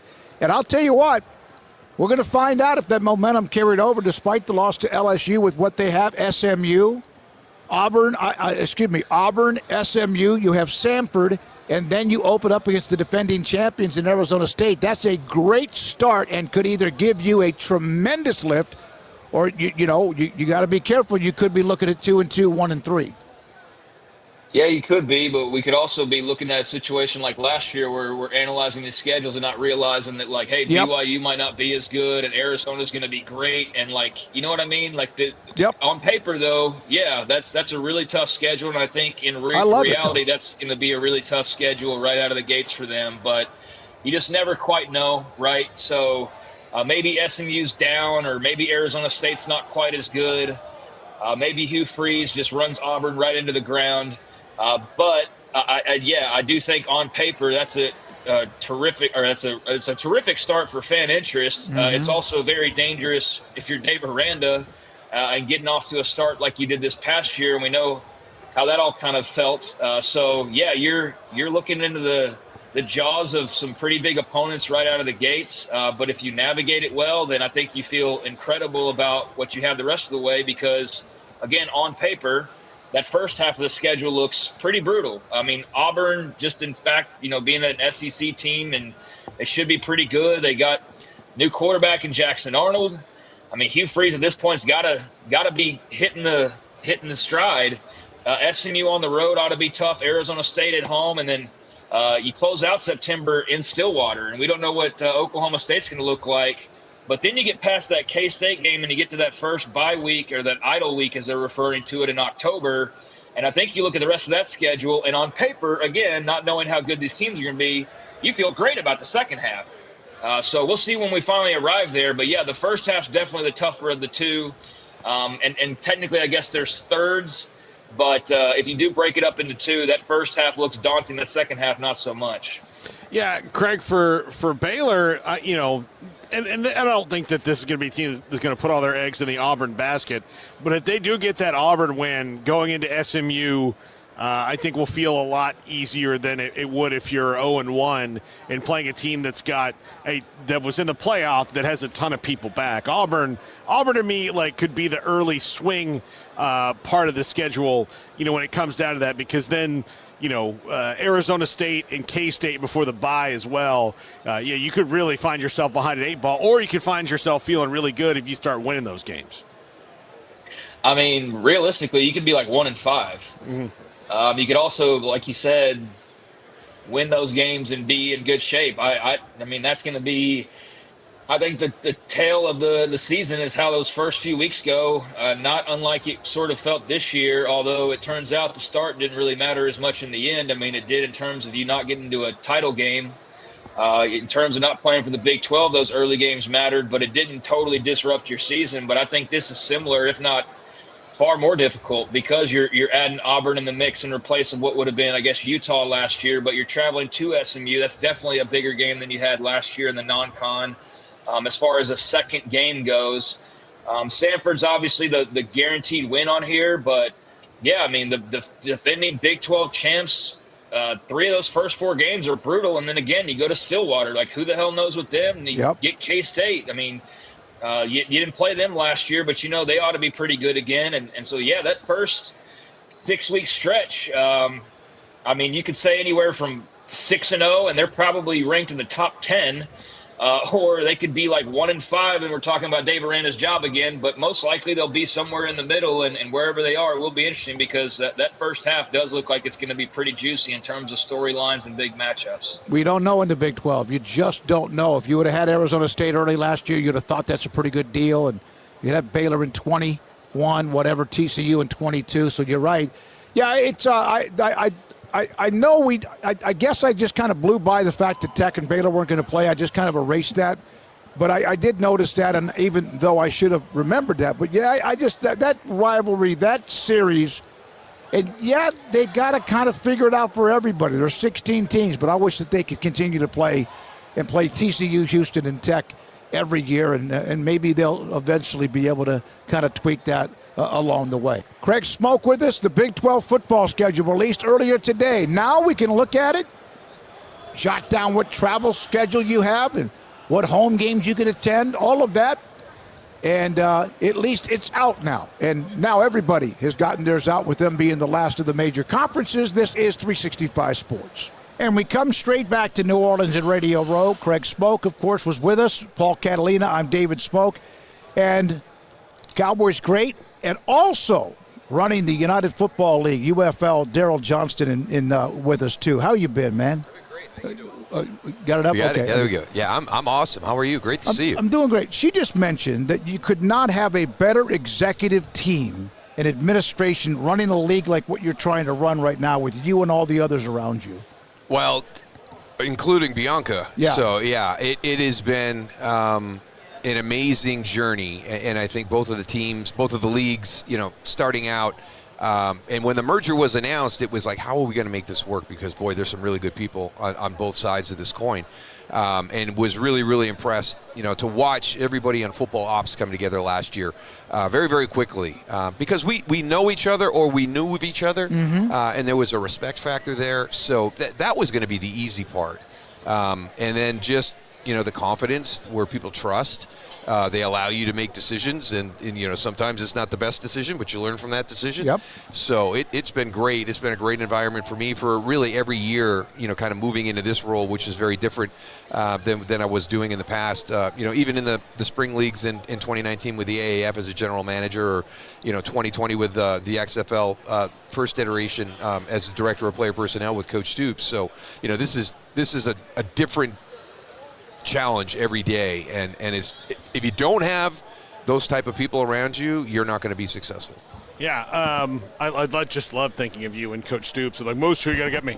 You got a guy for me? Who you got? But the great thing was, you know, we only had one where he's like, yeah, I want to go here. I said, well, I got one that I'm waiting on. And we wait any longer and I lose him, I'm not going to be happy.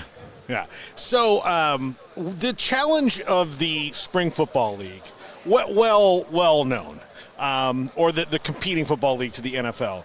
You guys have kind of veered away from that, I think very smartly, in that you're not competing with the NFL. You're happy when your guys get that opportunity.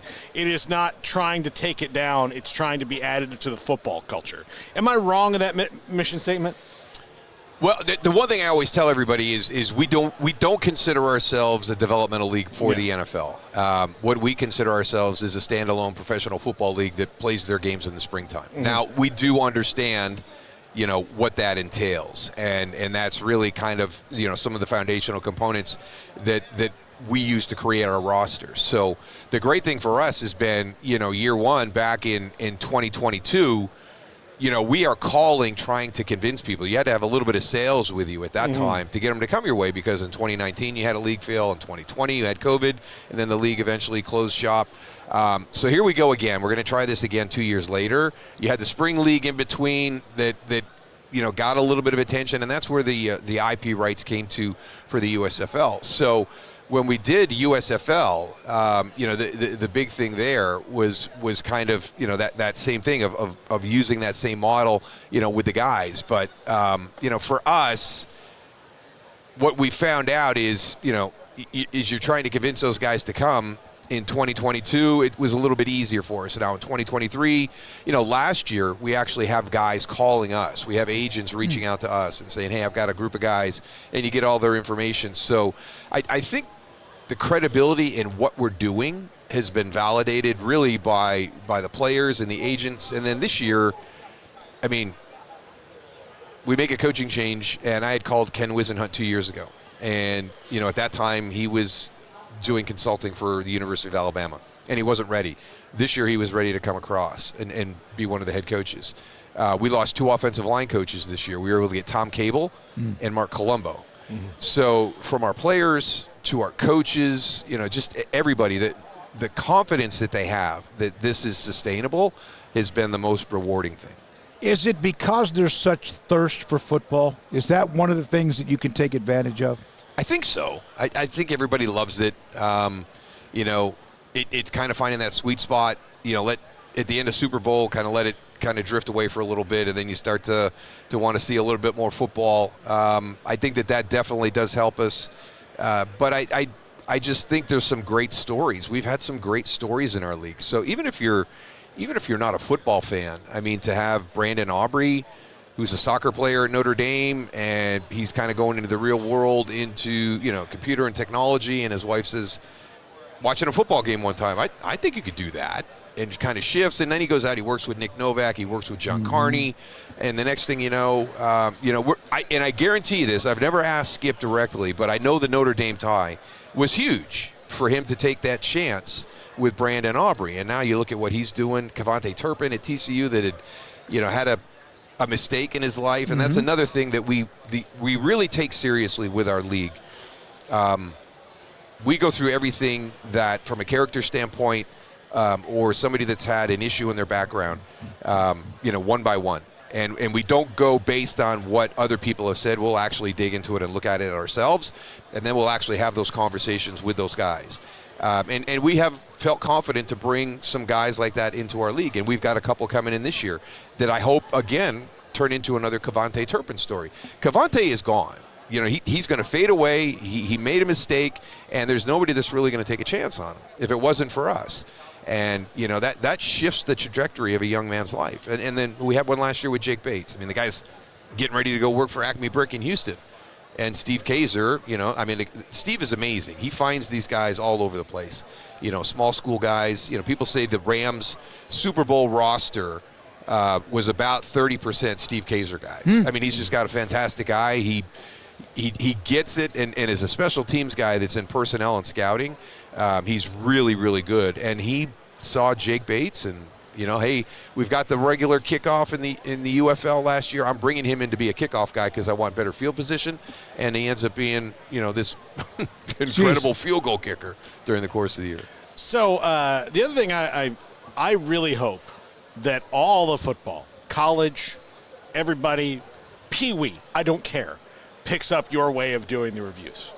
it is so much better. Yeah. When you have somebody saying, hey, that was a catch, it's at the 17-yard line, it's 1st and 10, go. And there's no, theater of this like, okay, just trust the guy up here that has a way bigger screen than you do, tell him what's going on and move the game on. Yeah, there's a couple of things that we do, and that's, going back to the whole NFL thing, I think really the relationship that we have. I mean, Russ Brandon's our CEO. He's been in the NFL as a team president with the Bills for over 2 decades. We have Doug Whaley, Russ Giglio, Jim Pop, who's a CFL legend.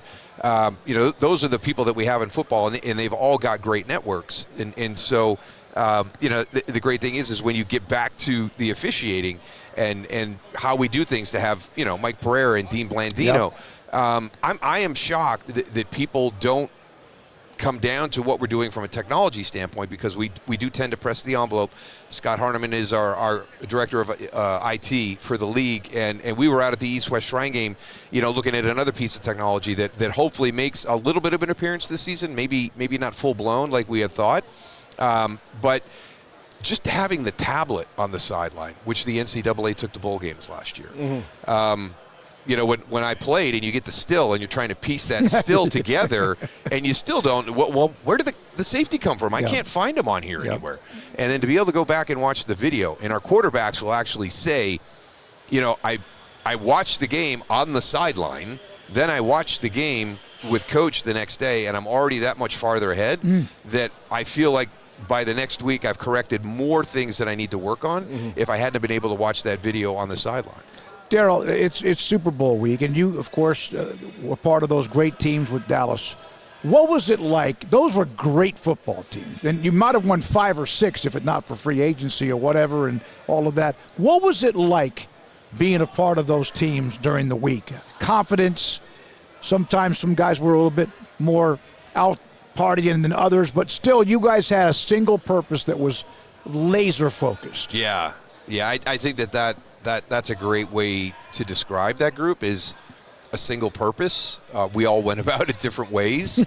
But I remember Jimmy Johnson telling us when we went out to L.A. for our first Super Bowl, and his whole thing was trying to keep the week as similar as it was all through the season, which is hard when you get out to the host city for the Super Bowl, because you've got responsibilities with the media that are going to kind of shake up your schedule a little bit. But he said, just stay true to what we've been doing all year long. And what that did is it kept that game in your mind, even though it's the biggest game of all time and it's something you dream about as a little boy. It kept it in perspective, that when you got into that game, it wasn't overblown, because we tried to stay as true as we possibly could, even to the point he's like, hey, if Thursday night's your night out, Thursday night's your night out here. Just be smart, be responsible. I trust you back in Dallas. I'm going to trust you here. So it was a unique group. There's opportunities in life where you see the timing come together, and this is what Kansas City is maximizing. It's what we were able to maximize in Dallas, and I agree with you. And that's why I think what Kansas City's doing is so impressive, because they are right in the middle of free agency, and we at least had half our careers where we didn't have free agency. So that's the hardest thing, to stay together, because everybody's going to start to pick and pull. I think one of the things that they've done a great job is that the staff has stayed together, and that was one of the things that not a lot of people talk about. To lose Norv Turner, to lose Dave Wanstadt, and when Dave left to go to Chicago, he took Tony Wise with him. It was just really, really hard when you're starting to lose the coaches that you came from that 1-15 up into the championship, and that's where you built the relationships and the trust and all the bonds. Single purpose is a great way to describe that group. A great leadership. It all started with Troy Aikman. I remember people going, I don't think Troy Aikman's a first ballot Hall of Famer. He doesn't have the stats. We're all like, well, I got a couple of stats for you. How about 3 for 3 in the Super Bowl? That's pretty darn good for me. But because we had Emmett and we were a running team, you weren't going to have stats like some of the guys were having at that time. But Troy was motivated only by winning. Only by winning. That was the only thing that he cared about. And he didn't care if we won because Emmett ran for 175 or if he had to throw for 325. As long as we win, I don't care. And that was one of your leaders. So everybody sees that approach. So there was a humility, and I know this is going to be hard for a lot of people to understand, with the size of the egos and the just the personalities of those guys. There was a humility from all of those guys.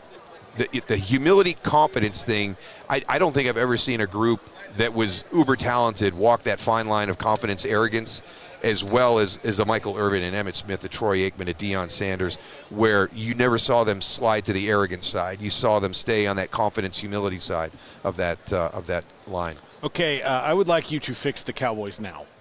Can you help me with that? Can we get on board? There's a lot that needs to be done. Yeah, there's a lot that needs to be done. I don't know anything because we're from the outside and we're all looking in and we're looking at stuff. But you get to hear a few things, and I'll just use this as an example.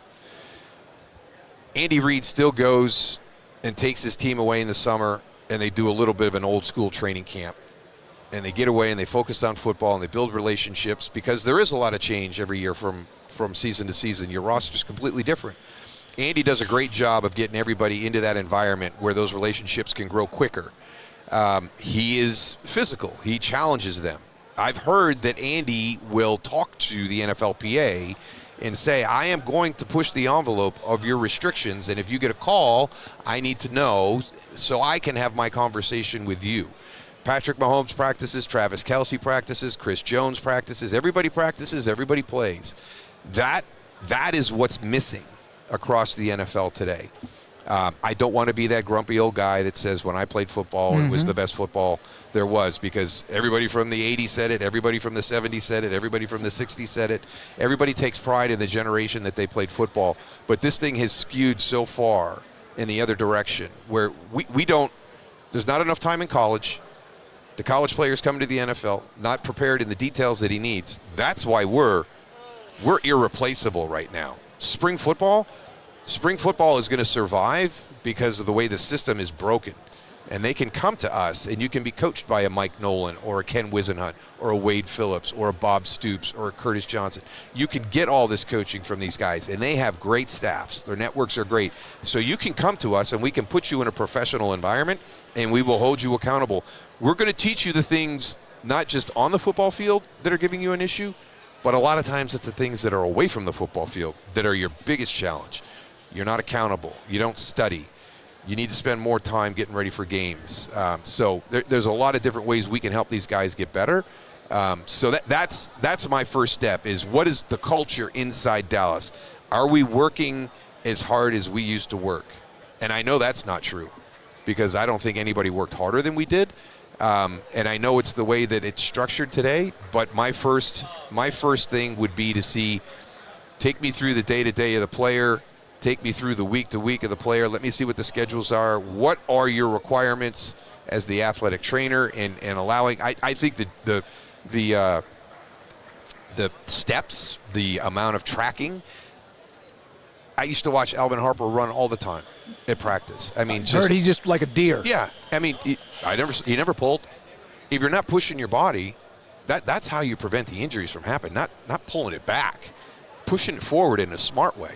And we trained really hard in the offseason to get ready for preseason. That's what Derrick Henry does, right? I mean, like he found, like Tom Brady did. He found every which way to push himself this much every day. I can tell you, I don't know, like just covering the team and having been in some locker rooms during the week and the locker rooms after the game, there's a lot of brand awareness that goes on in there that not having been in the locker room with you, but know that was not the case in the glory days. It was, we're going to earn this, and then that's going to come later. Right now, and I don't think this is unique to the Cowboys, but it's a pretty hard thing to get away from with the Cowboys, because that star shines really bright. Yeah. Oh man, we went 12-5. Oh, I'm a big deal now. Yeah, and that's hard to break when you have 53 guys if they would just realize that if you win a championship, how much bigger that means. That's exactly. Yeah. And Deion and Michael, the personalities and whoever else, they understood that. Yeah, and you guys got to know it though from the guys from the 70s too. I bet too, a little bit. We did. There was a nice bridge there back to those guys, and they. I want to see Dallas do well. I don't like when they're not having a great season, and that was kind of the feeling that we got from the guys from the 70s. They were so excited to see us have a little bit of success because it had been so long. And it's not like we're going to get jealous. We want to see it just as bad as any of the fan base. I was going to ask you if it not hurt your feelings, but if it bothered you when they just have been a mess. Even though they had 3 12-win seasons, but does it bother you when you see them that's kind of a mess? It bothers me to see, and this is going all the way back to Jason Garrett. There was a couple of teams there that you thought had a shot. I mean, you had a couple of number 1 seeds in the NFC. So, it is troublesome. Why can't you get over this hurdle? There's been some great talent on these teams. And that's why I say I count my blessings every day that I was a part of those teams in Dallas. And people will say, well, your position, was it hard to play your position? No, because that's the only way that I was going to be a part of that. I could see that it was going to be special, and that was going to be my vehicle to be a part of it. And I guarantee you that if you talk to, and you can't talk to Patrick, right, because Patrick's kind of the reason that it is special. Mm-hmm. But if you talk to a Travis Kelce who was there, anybody that was there prior to that, and what you realize how unique that situation is, and I love watching people maximize it when they recognize that this is something really, really unique. One final thing from me, Fran Brown in Syracuse. Yeah. He was at Baylor with Matt Rule for a little bit. Of course, he's been, and we love him when he was there for a short amount of time in Waco, but how proud are you of what Syracuse did last year? Very proud. Very proud. Now they got to follow it up this year. Right. Fran's great at recruiting. The talent. My daughter played lacrosse at Syracuse, and she graduated last year, so she got a little bit of the transition from Dino Babers and Fran coming in, and then here's the new athlete. Here's the new football player that's going to be on the SU campus. And my daughter Evan was like that. It is like completely different. These guys are legit football guys. So that was really exciting. But I think the biggest thing for us is he's been very, very open to former players. That I've never understood why a coach wouldn't be. Right. Then some of them want to seal that off. They want to we're going to do it my way, and I've never understood that. Some of them get territorial about this last coach, they're going to be mad at me. Yeah. No, they're going to love the university. You'll have some that'll be mad, but they're not going to come anyway. You don't want Dwight Freeney to come by and maybe talk to your edge guys. You don't want Marvin Harrison. Give you some instruction on wide receiver. One of the most unselfish football players of all time in Daryl Johnston. Man, I love you to death. Appreciate your time. I'm going to give her my business card. We want to help you guys as much as possible with some access to some other interviews and stuff. That'd be awesome. All right, that'd be awesome. DJ, yeah. thank you. David, Daryl great to Johnston, see you. Good to see you guys. Again, the United Football League, and with us here on Radio Row, New Orleans, 365 Sports. In Texas, there's pea-size hail and baseball-size hail. Guess which one hit our house? We didn't even know where to begin, but we called our Texas Farm Bureau insurance agent, and he was so reassuring. He knew exactly what to do to get our house back into shape and our lives back to normal. Now, we're even more thankful for the roof over our heads. Stop by and see our agents at one of our 3 McLennan County locations. Coverage and discounts are subject to qualifications and policy terms and may vary by situation. Ideal MRI is a small family business right here in Central Texas. We're open to support you while lowering the cost of healthcare bills. When you need an MRI, ask your doctor for an Ideal MRI. Visit us at idealmri.com or call us at 833-IDEAL-MRI. Baylor Scott & White Southwest Sports Medicine and Orthopedics, the team physicians for Baylor Athletics, diagnosing and treating all sports-related injuries, including concussions. These specialists also provide orthopedic services for athletes and non-athletes alike, whether it's knee or shoulder pain, a wrist injury, orthopedic spine care, and even an arthritis and total joint clinic. Trust the doctors Baylor Athletics trust. Baylor Scott & White Southwest Sports Medicine and Orthopedics wants to get you back in the game.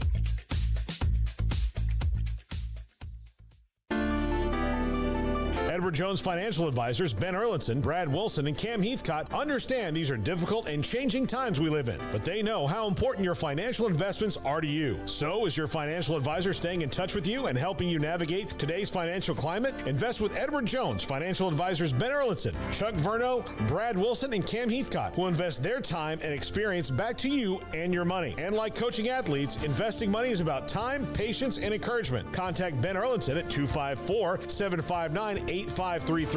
Brad Wilson's location at 250 Sharon Drive in Woodway, and Cam Heathcott in Conroe. Edward Jones Financial Advisors, Ben Erlinson, Brad Wilson, and Cam Heathcott, proud sponsors of 365 Sports. Edward Jones, making sense of investing, member SIPC.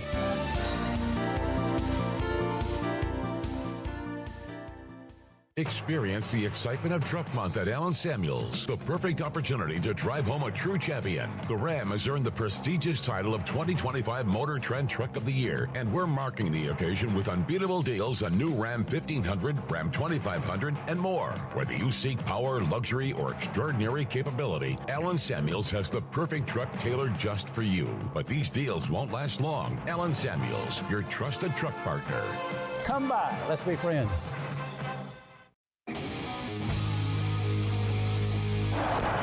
Here's Barkley, a little shovel, looking for an edge, gets it, Saquon Barkley, first down, Barkley, Saquon, touchdown. Live from Radio Row for Super Bowl 59 in New Orleans, this is 365 Sports. Radio Row coverage is brought to you by Allen Samuels House of Travel, the official travel sponsor of 365 Sports. Now, here's David Smoak and Paul Catalina. 65 Sports. One of our first big-time guests when we launched this show was Kurt Schilling, Major League Baseball legend, and as a card-carrying member of Red Sox Nation, there's not going to be an interview I do this week that I'm more excited about, but we did talk to you that time, and thank you so much because you really helped us get off the ground, Kurt. Well, and you were one of the ones who was there at the beginning, and we were able to talk to you. You're still here, so clearly you did it right, and you're doing it right. That's cool, very cool to see. Yeah, so look, we'll talk about baseball in a second, but you and I share a similar passion in that you're a World War II history buff.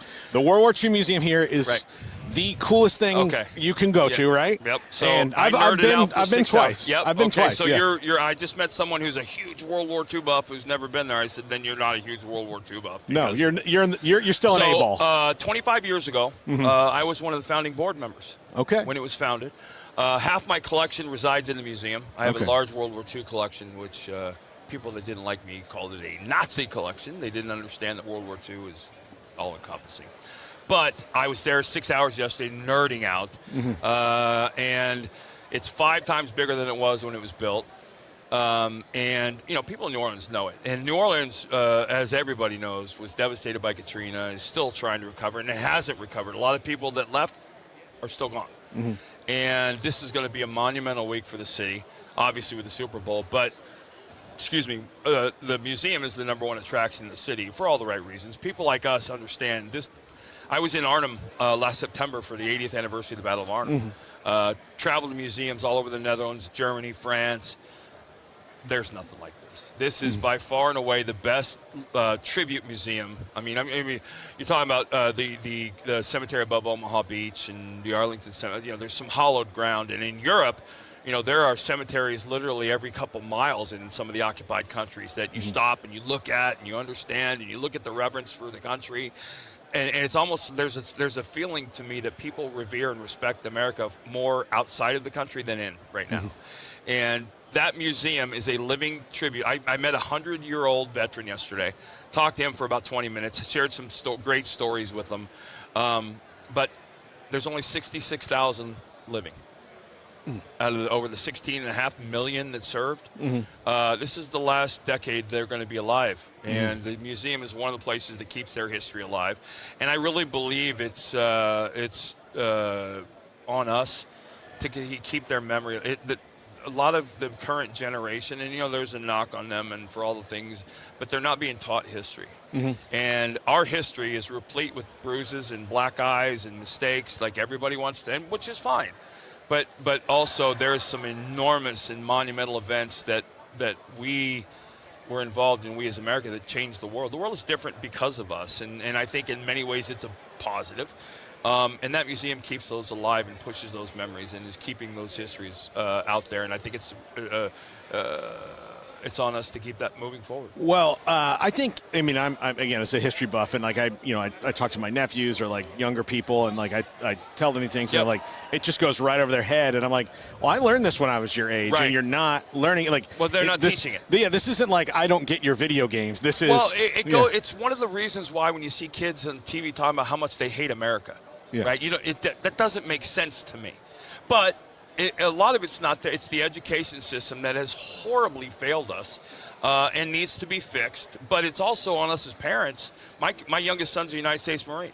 And it's on us as parents to pass this along to our kids and not rely on other people. Yeah, exactly. All right, what is your favorite World War II book? Well, you know what? I just got done. So I have my mom taught me how to speed read when I was young. So I read about a book and a half a day.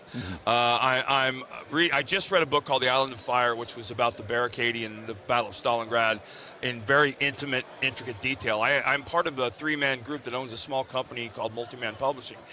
All of those Avalon Hill war games that you and I grew up with, I don't know about you, I did. Yeah. We publish those now. Okay. And so I make military simulations, and I'm the historical research guy for that. I've got about almost a 5,000 book library of books that I've read on military history. Island of Fire is probably just a phenomenal book, but I recently read the Truman biography. Oh, okay, I haven't read that one yet. Oh my! And I, as a card-carrying conservative, Truman is Truman. But it was a fascinating story, just a fascinating story of a guy that just grew up simple American and became president. Yeah, I just read last year. I read In the Garden of Beasts, which is it's Eric Larson who did Devil in the White City, and it is about. And I'm blanking on his name because I'm talking to you right now. Right. The guy who was the last ambassador from the U.S. to Nazi Germany before they kicked us out. Right. And it is a fascinating story.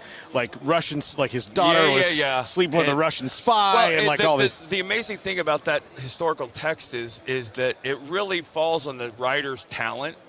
To be a book worth reading, because the history for us is fascinating in and of itself, but to be able to tell, to write in a manner that makes the reading, you can't put it down. It's the human stories in the middle of it. Yeah, absolutely. I can look at it. Okay, so we got to talk Red Sox. First night when the Netflix documentary came on, I told my wife, who's a big sports fan, but I said, this is what we're watching until we fall asleep. And just going back through that again and the stuff that you guys went through, and to hear it from your own words made it it made my heart swell, because I didn't even realize how much. I knew that halfway through the season it wasn't going well. Right. But I never quite captured, I never knew how much in the clubhouse that you guys fought that as well. Oh, yeah. Because the team the year before had really good chemistry and lost, and then it took. So did it take? Well, you had some new guys like me who. I didn't give a shit. The curse wasn't real. Yeah. It was a curse of talent. Yeah. And then you had guys like Kevin Millar, who's out there thinking, I don't want to be Bill Buckner. And so we had to get past that. And I was okay, because I never thought about that. I mean, you had guys like Shaughnessy who made a living out of the curse, and without the curse would have never existed. And when they talked about the curse and trying to get me to agree to the trade, I was like, well, okay, first of all, let's just not even discuss that, because that's not even on my radar. But I realized that it was very much a part of the fan psyche, and the fan psyche in Boston affects the team. And the media thrives on that. They love to call us frauds and all the things that went with that. But all of the things you didn't know about were a direct result of how good of a manager Terry Francona was. He didn't allow that to be a part of the public persona of the Red Sox. And, the seminal moment in the entire thing was when we lost 3-0, or we lost the 15 game, and then we were down 3-0 to the Yankees. We're standing in the clubhouse, and there's closed-circuit television, and he's interviewed, and he says, the question from one of the schmucks in media was, what are you going to do? And he said, what do you mean? Like, what are you going to do? He goes, well, we're going to come out tomorrow and bust our ass. And it just blew me away, because it was really that simple. We're not down 3-0. We don't have to win 4. We got to win tomorrow. And to win tomorrow, we need to win the top of the first. And so we talked at the team meeting, and I said, we don't have to win the game. We have to win the inning, win the at-bat. If you make it out, make it a 12-pitch out. If you and that lineup was so good at doing that. But as a pitcher, win the at-bat and all those things. And what happened was 25 that was an incredibly talented roster. For 8 games, we focused on the at-bat in the inning we were playing, and we didn't get beat. That and the fact that my wife got in a fist fight with Johnny Damon's girlfriend, and we were undefeated after that, was like the greatest story ever. Because you can imagine this, right? We're down 3-0, and I get in the car to go home, and that's the story my wife comes at me with. I'm like, wait, what? Like, Michelle Damon walks in, throws the scarf. Because, okay, back up. 2001, my wife made scarves for all the wives, right? 2004, she makes scarves again. Johnny's 0 for 20. Hasn't sniffed a hit, and we're down 3-0, and she walks into the wives' lounge and throws it on my wife's lap and goes, "Nice job these scarves did." My wife, you got bleepers on this, right? My wife looks at her and goes, "Well, maybe if your fucking husband used it, he wouldn't be 0 for 20. And they had to be separated. We didn't lose again. And then Johnny and I see each other the next day at the clubhouse, and we're like, looking at each other wide-eyed, and he's like, "Nah, I don't know, dude." We just started laughing our asses off. And then we went 8-0. Well, I mean, you were the idiots. I mean, like, that's what they called it. Well, that was Johnny. And that was Johnny. Because Jason took offense to that. Oh, really? Oh, yeah, absolutely. Yeah. Well, because he's definitely not. Well, and we weren't. Yeah. For the most part, you had Wake and Jason, all those guys, we respected the game. We didn't want to look like we were disrespecting. Johnny was Johnny. Right? I mean, between the 9th inning last out and the start of the next day, I wouldn't want to be anywhere near him socially. But at 7:05, I want that dude in center field. Yeah. And that was that team. That was, you have to understand it's a different locker room than any other sports locker room. 62 games, 181 days, traveling, ups and downs. I can tell that from covering different sports. Like, you go in an NBA locker room, and it's kind of ridiculous. Does that like still exist? Yeah. Okay. But you like walk in, and it's like they act like, "Oh, well, Lady Gaga will be out in a second to talk to you." Right. And that's how it is. NFL's a little bit different because there's like 53 guys, and it's kind of chaotic. But they're more like the baseball guys. NHL's the nicest human beings in the world. Yeah, they're crazy. Baseball, you guys like. What happened on Wednesday doesn't really matter on Thursday because not only can it not matter on Thursday, it can't matter on Friday. Right. Like you've got 3 games in a row. Like you can't. You play Sunday night and you face the Yankees on Sunday Night Baseball. Doesn't matter how it goes. You got Maddox and the Braves Monday at 7. Yeah. So you have to have no memory, or if you have a memory, you just don't play very long and you go out. Yeah, Kurt. Right before I let you go, I want to pitch my idea to you. Veterans Committee only picks the Hall of Fame. How do you feel about that? I don't know. I haven't really given that thought. I just know that the people currently voting aren't the people that should be. Shrink, like the NFL has the best system. Well, shrink it up. And here's the thing, though. If Ichiro's a great example. Whoever didn't vote for him should lose their ballot. Yes. If you vote for somebody that gets under 5% of the vote, you should lose your ballot because you're just voting for a guy you're doing a favor for. Yeah. And this is a legacy thing. Yeah. Nolan Ryan didn't get 100% of the vote. Whoever didn't vote for him should have lost their ballot. Yeah. And things like, but I mean, and again, it's I get that there are some people who ride the line a little bit, right? But it's the wrong group of people. But it's also should be based on eras, not on things, because the game changes, right? Well, sure. I think there's some hallmark numbers. The 500 home runs. I don't know how much that's changed, but like 300 wins for pitchers is different. That's not going to happen again. Yeah.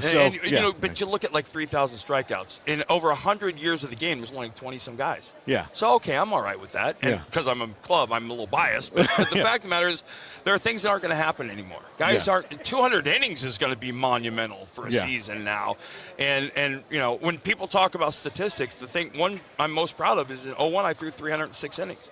And my last 48 were my best. But that's what I was raised to believe. And these guys are being raised and taught differently. Yeah. Kurt Schilling, one of my favorite all-time athletes, here with me here on 365 Sports. Thank you, Kurt. Back with more after this. Hi, I'm Mark Stewart with Bird Colgan Ford. It's that time of year, it's football season. Bird Colgan Ford is a proud supporter of the best high school football right here in Central Texas. BK Ford is proud to sell the #1 selling truck in Texas, the F-Series truck, 47 years in a row. Come see the largest showroom in Texas and experience better at Bird Colgan Ford.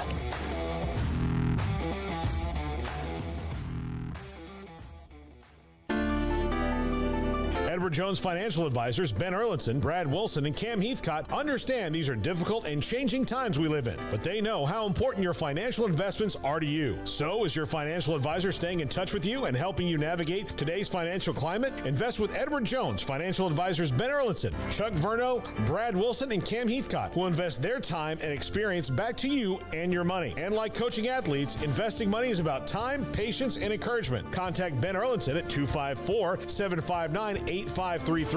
Brad Wilson's location at 250 Sharon Drive in Woodway, and Cam Heathcott in Conroe. Edward Jones Financial Advisors, Ben Erlinson, Brad Wilson, and Cam Heathcott, proud sponsors of 365 Sports. Edward Jones, making sense of investing, member SIPC.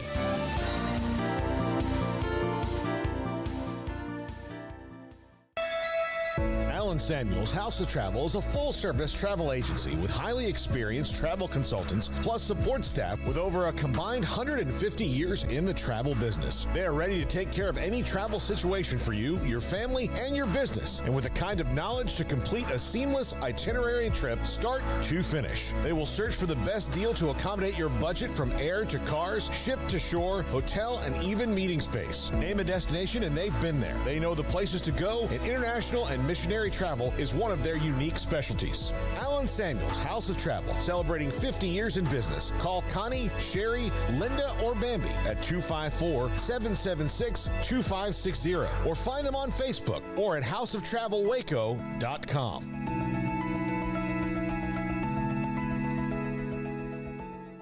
Parenting is full of surprises. You never know what to expect. So after our son was born, I called my Texas Farm Bureau insurance agent to set up a life insurance policy in case something happened to me. Sawyer is now 2. And we'll soon have a sister. There's no one else I would trust with protecting my family. Stop by and see our agents at one of our 3 McLennan County locations. Coverage and discounts are subject to qualifications and policy terms and may vary by situation. Baylor Scott & White Southwest Sports Medicine and Orthopedics, the team physicians for Baylor Athletics, diagnosing and treating all sports-related injuries, including concussions. These specialists also provide orthopedic services for athletes and non-athletes alike, whether it's knee or shoulder pain, a wrist injury, orthopedic spine care, and even an arthritis and total joint clinic. Trust the doctors Baylor Athletics trust. Baylor Scott & White Southwest Sports Medicine and Orthopedics wants to get you back in the game.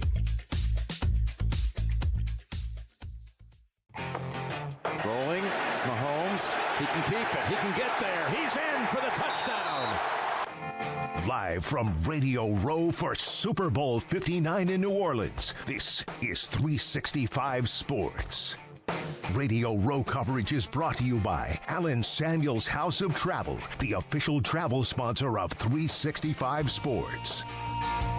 Now, here's David Smoak and Paul Catalina. Paul's out for a little bit. He'll be back. I don't know if he'll be back by the end of the show. I don't think so. Well, that was Kurt. That was very short. I mean, I'm just saying, I just don't believe he will have the time to come back. Andy Reid says he's going to come back for at least another year with the Chiefs. Now, of course, they play Sunday against the Eagles, trying to become the first team ever to win 3 consecutive Super Bowls. I brought this up, Garrett, earlier in the week, and even back when they were trying to get back to it, you know, they didn't look right. And then all of a sudden, man, the offense looks pretty damn good to me, and the defense is what really has been the consistent thing from start to finish. But Xavier Worthy and Kelsey and the run game, there's dudes to making plays. Says he'll come back for at least one more year in 2025. Lombardi's Packers didn't win 3 in a row. Timing, now that was a calendar issue. Right. They were great before even the 2 Super Bowls, the first 2 Super Bowls. The Steelers won 4, but they never won them together. Right. Cowboys won 3 out of 4, but they never won 3 in a row. Parcells, Giants, Joe Gibbs, Washington. I don't think any of those teams ever won 2 in a row. And so, you know, Brady and them, they had their chances. 58 years of the Super Bowl, and nobody has ever won 3 in a row. But I bring this up because when was the last time a college football team, as great as Alabama was under Saban, as good as other teams have been over the years, was the last time was like Minnesota or something in the 50s or 40s? Yeah, it would have had to been probably pre-World War II when this happened. So, I think it was Minnesota. Minnesota may have won 3 in a row. I'll go back and look, but why? It's hard to win 1. Like when we had Nate Boyer on, the Green Beret, former UT football player. Think about this, and I brought this up before. Texas, they had the great run with Mac for a long time, a decade plus. And now they're kind of knocking on that door again. And, of course, Darrell Royal had a championship. I think it was like 63 or whatever. And then 69-70.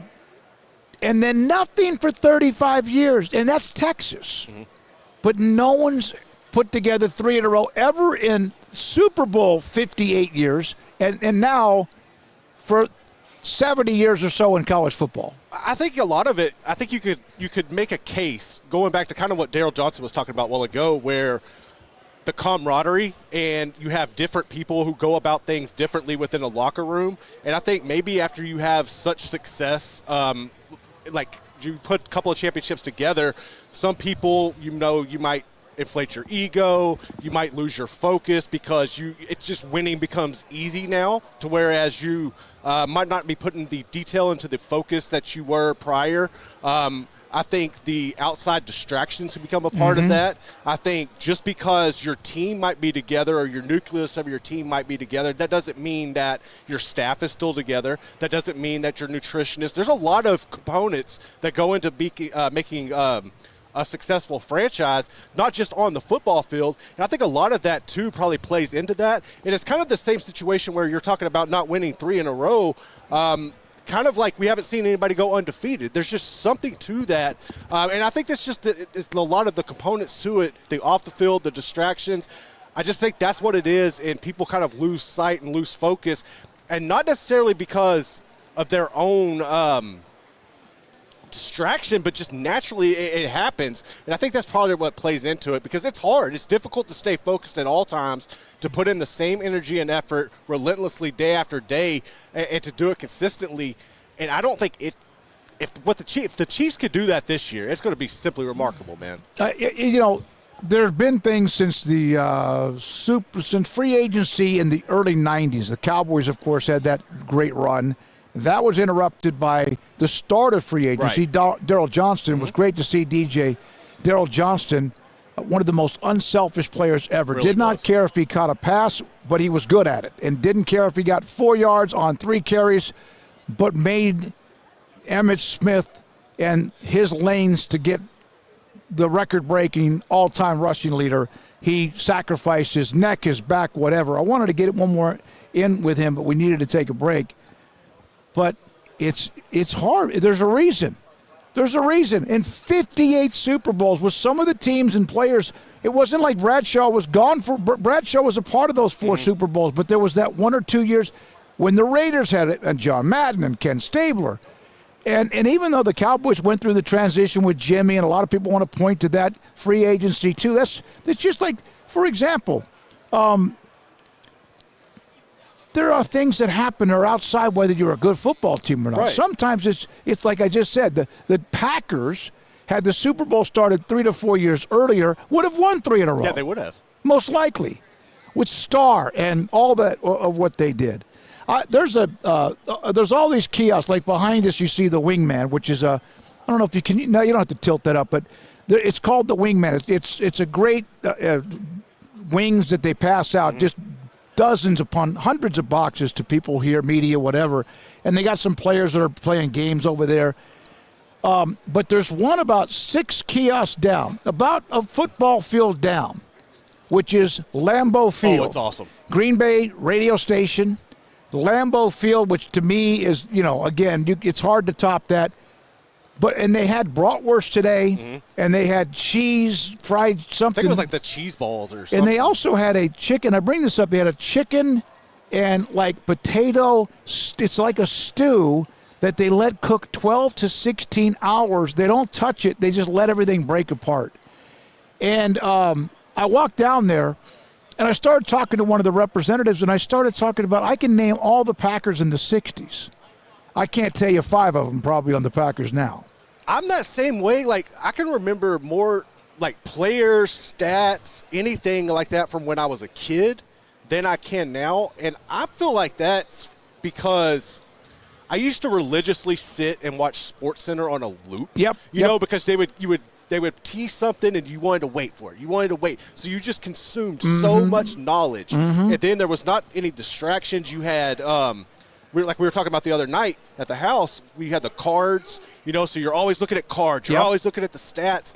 You're looking at papers, and you're taking in so much information, and you're actually reading it, and you're focusing on it. And I think that's what makes it easier to remember back then. And plus, I think that the passion of it, and like for me being a little kid and looking up and seeing, like, idolizing these people, and you want to be these people. Like I was left-handed, so I loved, and I played outfield in Little League, so I loved Ken Griffey Jr. Sure. Loved Ken Griffey Jr. So I think that's part of it. And then, like, as I've gotten older, I don't know, something's Sports changed. Center. Well, here's the chat room. Help kind of give me your feedback on this. I grew up, first time I ever saw Sports Center in my life was the first time it was ever on. I want to say 79. I can't remember the exact year. I'm sitting here watching. There's a George Grand, Bob Lee, Tom Mees, whoever, Chris Berman. Sports Center was actually a sports show. Right. Highlights, box. They even had, like, they'd put up the box score. Now it's as much feature oriented. They like to be a little bit political in one way or the other. They like to get into some of the drama. But it's not like focus on the game. Yes, in sports, I would sit there I was at Stephen F. Austin, and I would just sit there and go, my God, I didn't even know what it was. I just know that the channel, when I happened to be watching Australian rules football. Because there really was, and it was only just because it was on. And I was in my dorm, and then all of a sudden this Sports Center, I didn't know what it was. No, it was brand new. It was so fresh and innocent. And I think and everybody, people do this and businesses surely do this, is they kind of started to read their own headlines. Yep. And it might have been 25 years later. And they started getting up at a lot of the cultural, political, and hey, not all of it was always like they were leaning to the left or whatever, and I hate those terms anyway, but they got away from sports. Right. They lost their identity. They're still really good at it when they want to be, but that's why Scott Van Pelt, he's the last really good personality, I'm too. actually basically now, just because of my schedule, and I don't stay up very rarely. I'll maybe if I'm watching a game and then he comes on right after a game, but I don't stay up for it. I used to not want to go to bed till I watched it. It was like, for when I was younger, if you did watch the local news, which I hope, because I was part of the local news for a long time as a sportscaster, and then you'd watch Johnny Carson, the Tonight Show. Right. And now it's hard for me to be up that late. So but I can name. All right, I'm just going to start naming Packers. I think there's a few of you in the chat room. Try to help me forget. All right, let's see. Bobby B., thank you very much, and Patrick Cheney for some of the comments, and retired stockbroker and others. Bart Starr, Elijah Pitts, Donnie Anderson,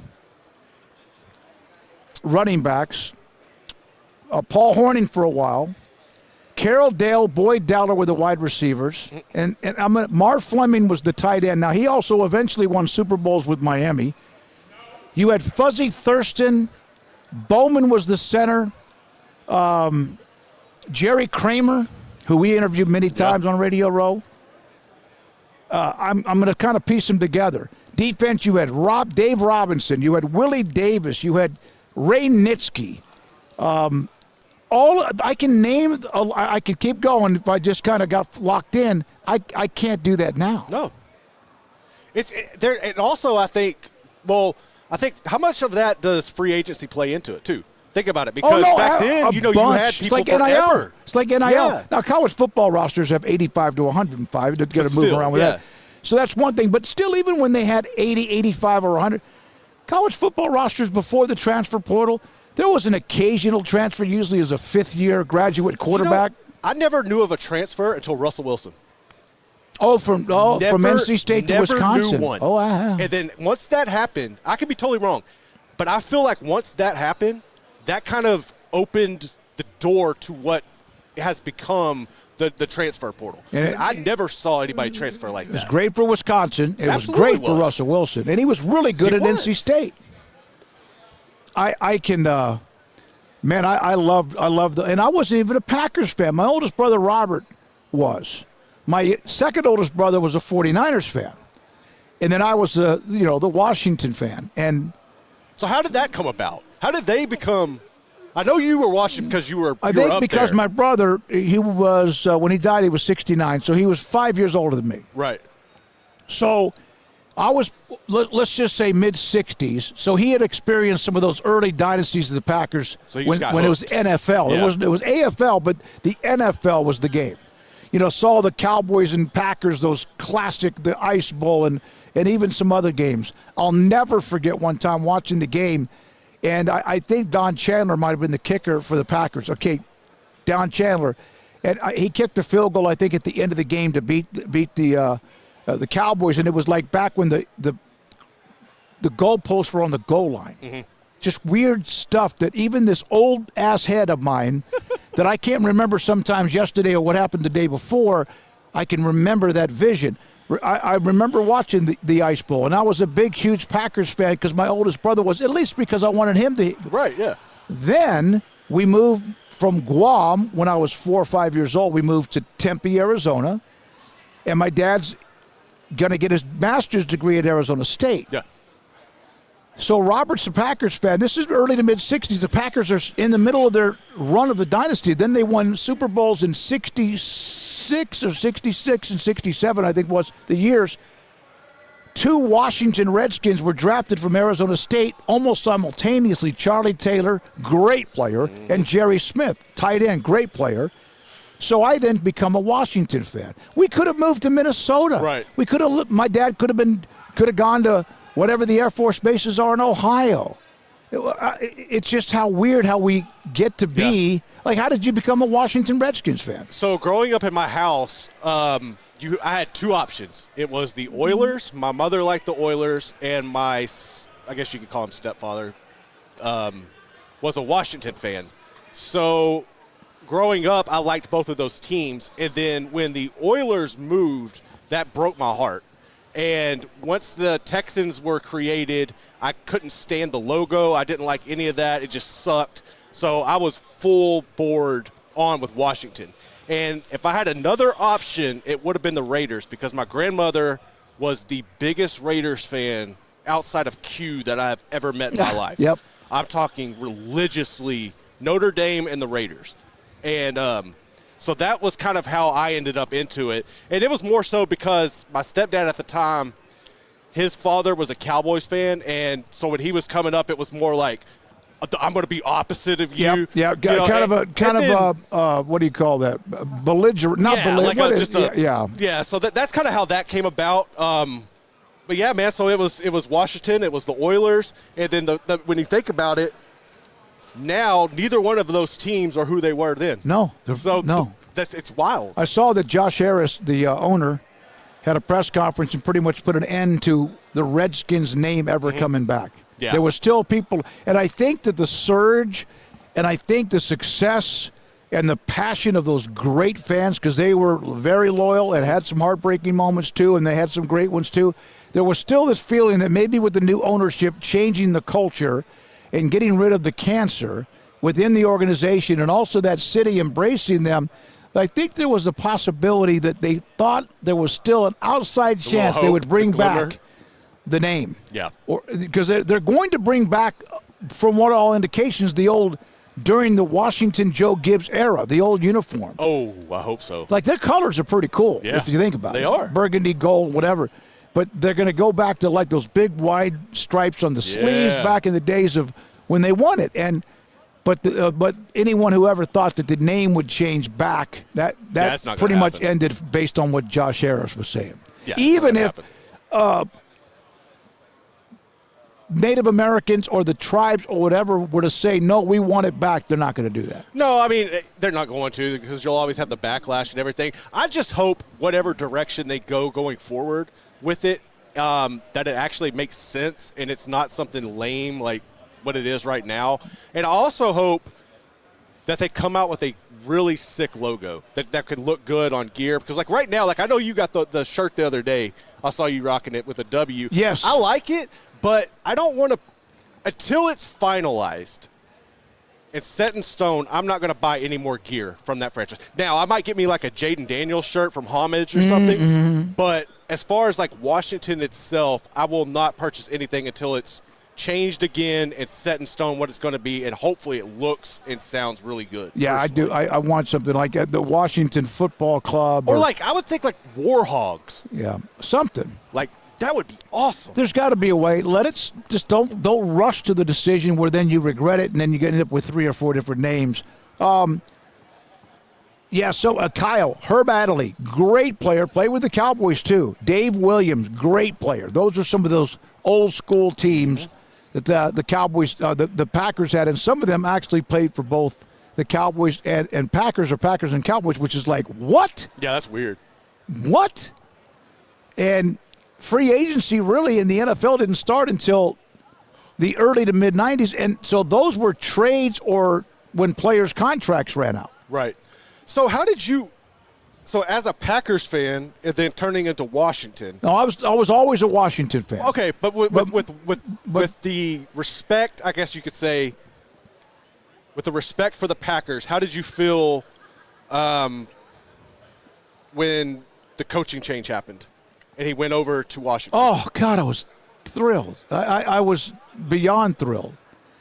I'll never forget when my dad went to Vietnam in 1971. We had moved from Virginia to San Antonio, and my mom went down there ahead of time, and they found this beautiful home. It's a 5-bedroom house. At the time, it was like $35,000. Oh, just insane. And I looked up online the other day. I reminisce a little bit. I guess as you start to get to be where I am. When I was with my brothers, we reminisced about some of where we lived.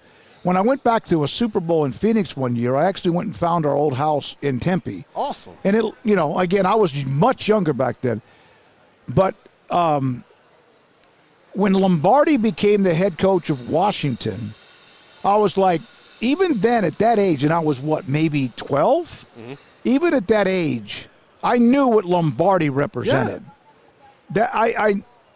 That he was going to get it right. Now, he died. He ended up passing away pretty quickly. Yeah. But he did kind of turn the corner for them.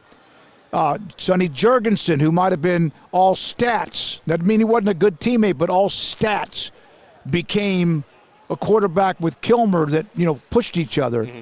And then George Allen took over. Yeah.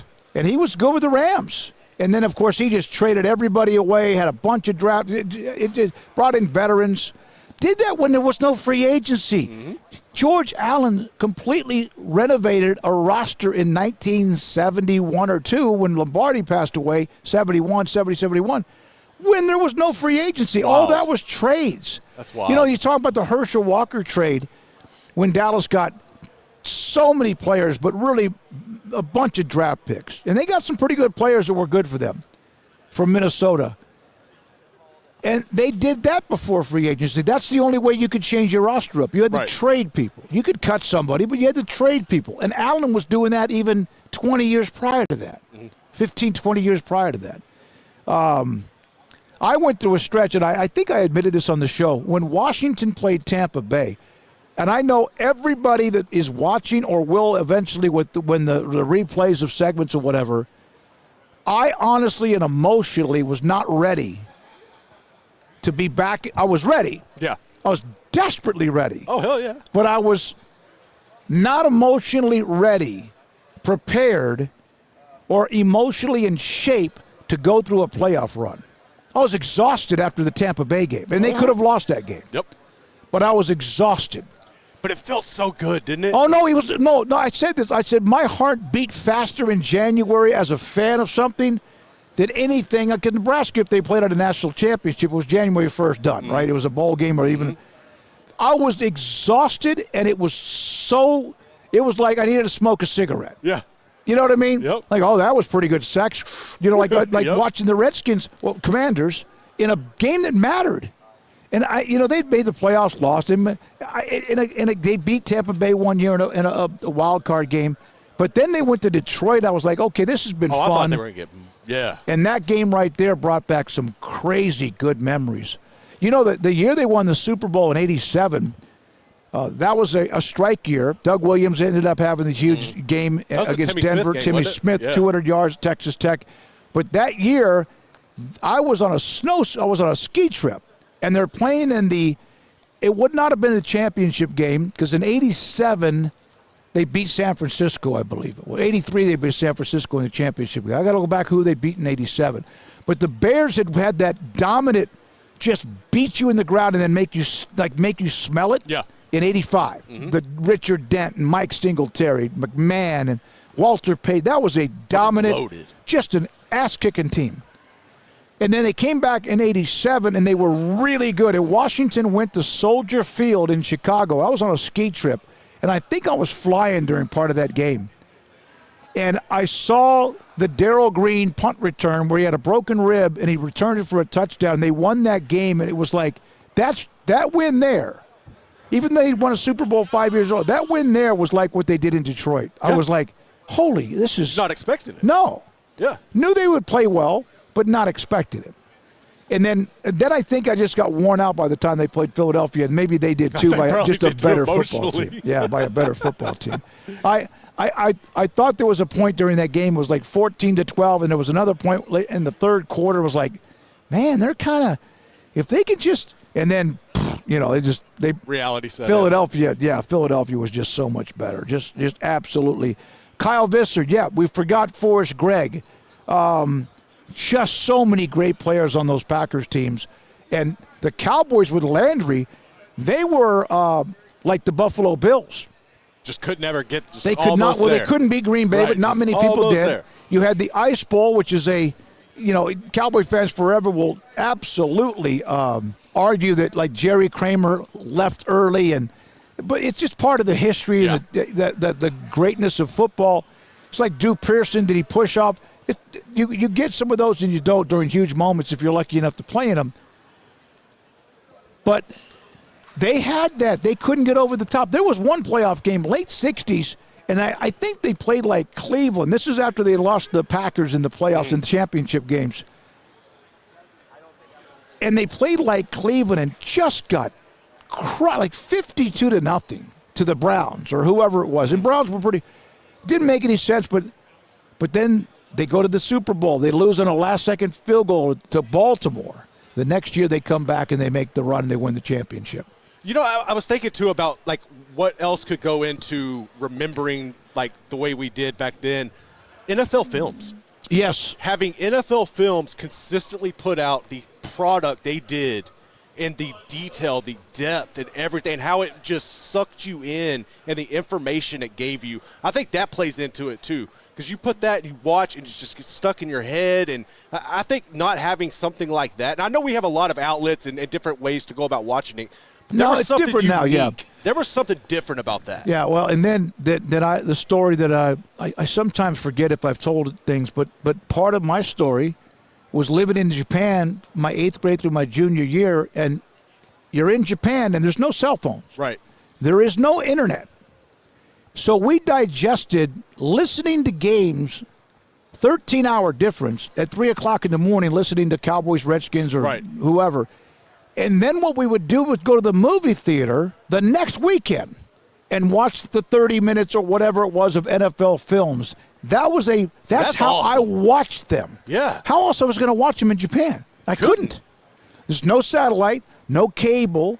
I mean, Japan, Japanese television, and you got to know which, kind of you got to know the channels, especially had baseball on or whatever, sumo wrestling. That's how I was against sports. I was digest. We didn't see anything until the next weekend. So, for example, on Sunday, let's say all the games were played back then on Sundays. I don't know when Monday Night Football, I think, started back in the early 70s. So you would go to the movie theater to go watch a movie, but the preview, there would be a preview that included a 15-minute or so show, the NFL Films, and you could see the ball. They always had the ball was how those guys back then with that technology and all you saw. And when I was younger, if I didn't end up with a broadcasting degree I wanted to be that photographer that shot that. And I did some of that with golf. I could see the ball. Like, for example, if somebody's 100 yards out on a golf course, for the most part, they're going to hit what is a wedge, a lob wedge or something. So the trajectory, the closer to you are, is going to be higher. Now, sometimes they may hit a bump and run. So if I was filming golf, I knew if they were like going to hit like an 8-iron, 9-iron, or a wedge from 150 in. Now they can help. And so I knew to be ready to go up with the ball. It was up. And if they were back in the fairway 200 and some yards out or off the tee box, it was going to be like the airplane taking off. And that's what those guys at NFL Films.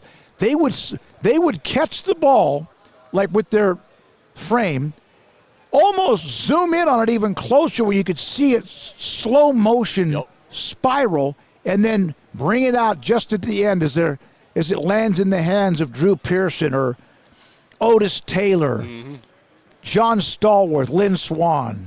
God, I love those days. They were awesome. That's how I digested. And Washington in 72, the first year in Japan, they went to the Super Bowl, lost to the Dolphins. So I had to listen to that game on the radio. Oh, brutal. At 3 o'clock in the morning. Or it might have been, because I don't think they played the game back then at 5:20 or whatever time they now play it at night. I think they played earlier. Yeah, I think so. All right, we're back with more. Thank you very much. Thanks. Kyle knocked in a couple of names, including the name of Forrest Gregg, Herb Adderley, just some of the great names. Bobby B, Smokey, Armed Forces. Oh, yeah, it was Armed Forces Radio. You got up. It was a radio station in Japan, Armed Forces Radio, where you could digest it. Sometimes it might be a World Series game, or it just would be news or whatever. Right. And then on top of that, you had the NFL films on Saturday to watch the video, and Stars and Stripes newspaper. It was great. All right, back with more. We're live in New Orleans. Hope you've enjoyed our show today. Lots more to come. Hey, I'll give you a tease on who we have tomorrow. It's a pretty good list. And Thursday, too. This is 365 Sports. In Texas, there's pea-size hail and baseball-size hail. Guess which one hit our house? We didn't even know where to begin, but we called our Texas Farm Bureau insurance agent, and he was so reassuring. He knew exactly what to do to get our house back into shape and our lives back to normal. Now, we're even more thankful for the roof over our heads. Stop by and see our agents at one of our 3 McLennan County locations. Coverage and discounts are subject to qualifications and policy terms and may vary by situation. Ideal MRI is a small family business right here in Central Texas. We're open to support you while lowering the cost of healthcare bills.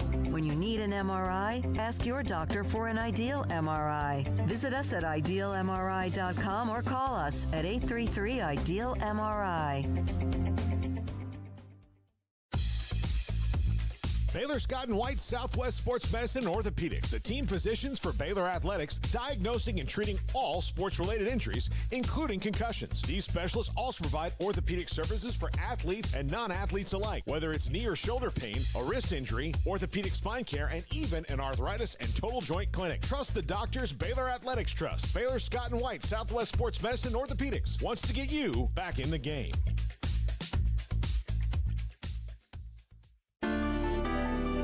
Edward Jones Financial Advisors Ben Erlinson, Brad Wilson, and Cam Heathcott understand these are difficult and changing times we live in, but they know how important your financial investments are to you. So is your financial advisor staying in touch with you and helping you navigate today's financial climate? Invest with Edward Jones Financial Advisors Ben Erlinson, Chuck Verno, Brad Wilson, and Cam Heathcott, who invest their time and experience back to you and your money. And like coaching athletes, investing money is about time, patience, and encouragement. Contact Ben Erlinson at 254-759-8533. Brad Wilson's location at 250 Sharon Drive in Woodway, and Cam Heathcott in Conroe. Edward Jones Financial Advisors, Ben Erlinson, Brad Wilson, and Cam Heathcott, proud sponsors of 365 Sports. Edward Jones, making sense of investing, member SIPC.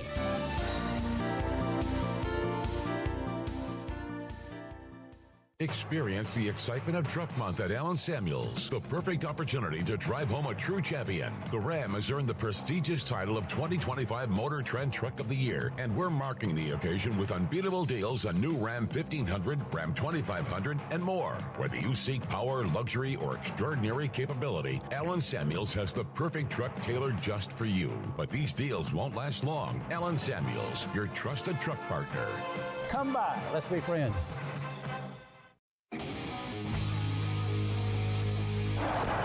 Here's Barkley, a little shovel, looking for an edge, gets it, Saquon Barkley, first down, Barkley, Saquon, touchdown. Live from Radio Row for Super Bowl 59 in New Orleans, this is 365 Sports.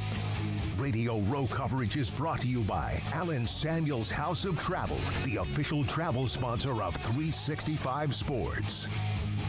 Now, here's David Smoak and Paul Catalina. Here we go, 365 Sports. Paul's out. He'll be back on the show tomorrow.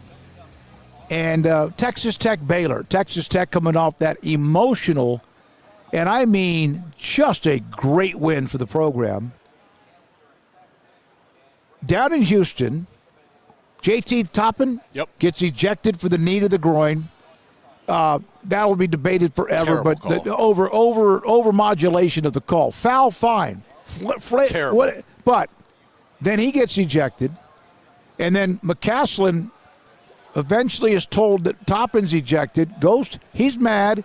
Then he goes and watches the review right there in front of it from his own staff or guys on football and basketball, and then he's like pissed off. He gets ejected. And then goes back to the huddle with his players and starts just chewing on, not them, but chewing on the moment. Like, you cannot let this be too much for you. And they beat Houston. Yeah. Who's rolling. And now they're hosting that place. Oh, my God, in Lubbock. They will be. Let's go to Hornets Nest. Locked in, toasted, and ready for tonight. And Baylor coming off what was a dramatic comeback win against Kansas, who rebounded last night. Iowa State's kind of in a little bit of a free fall. Yeah, they don't look right, man. I saw an article written by somebody that covers it, maybe Travis Hines. He said that they're not broken, but there's some they got to make some changes. They got to fix some things. I saw the tweet by Jason Shearer. I think it was last week. It was after K-State had beat Iowa State. And Jason Shearer was like, yeah, I'm pretty sure Arizona broke Iowa State. And I was like, well, you might be right, my man. Because they do not look the same after going up against the Wildcats. They do not. Yeah, Kansas just took it to them last night. Well, they were up big at halftime. We were watching the game before we went to dinner, right? Yeah. No, after we got back. We got back from we went to Dragos. Yeah. So we got back, and they were up 15 mostly, and then they were up by 18 or 20. And I've had this shoulder, which has been a little bit better today. They're not going to blow another 20-point lead, and they didn't. They learned from that, and Bill Self and his staff did a really nice job to get them to turn around.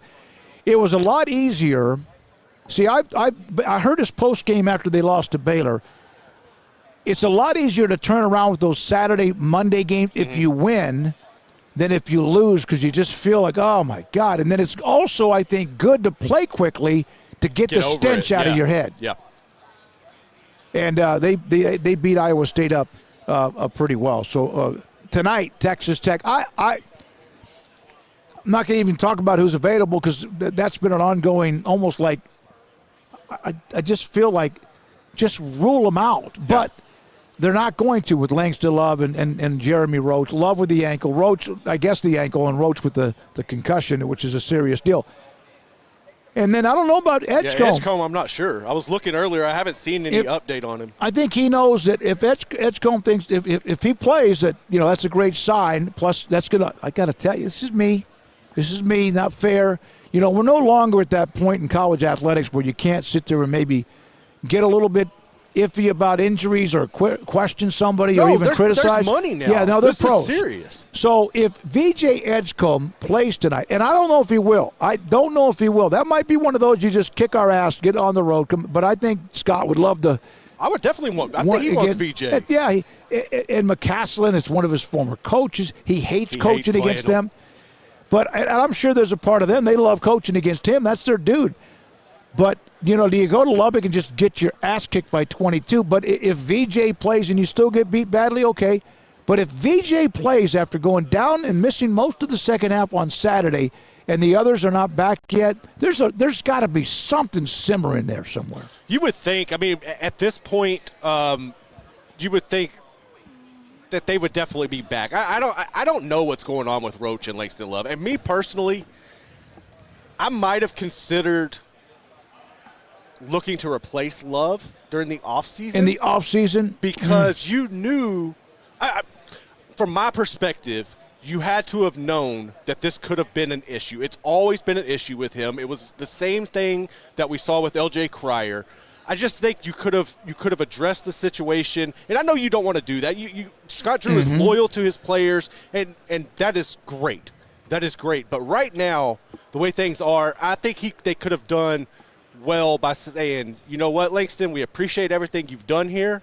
You've been a hell of an asset to us, but this is a business now, and we have to make a business decision because, I mean, at the end of the day, their jobs are on the line. And I'm not saying Scott Drew's job's on the line, but you know what I'm saying. Like coaches and everybody.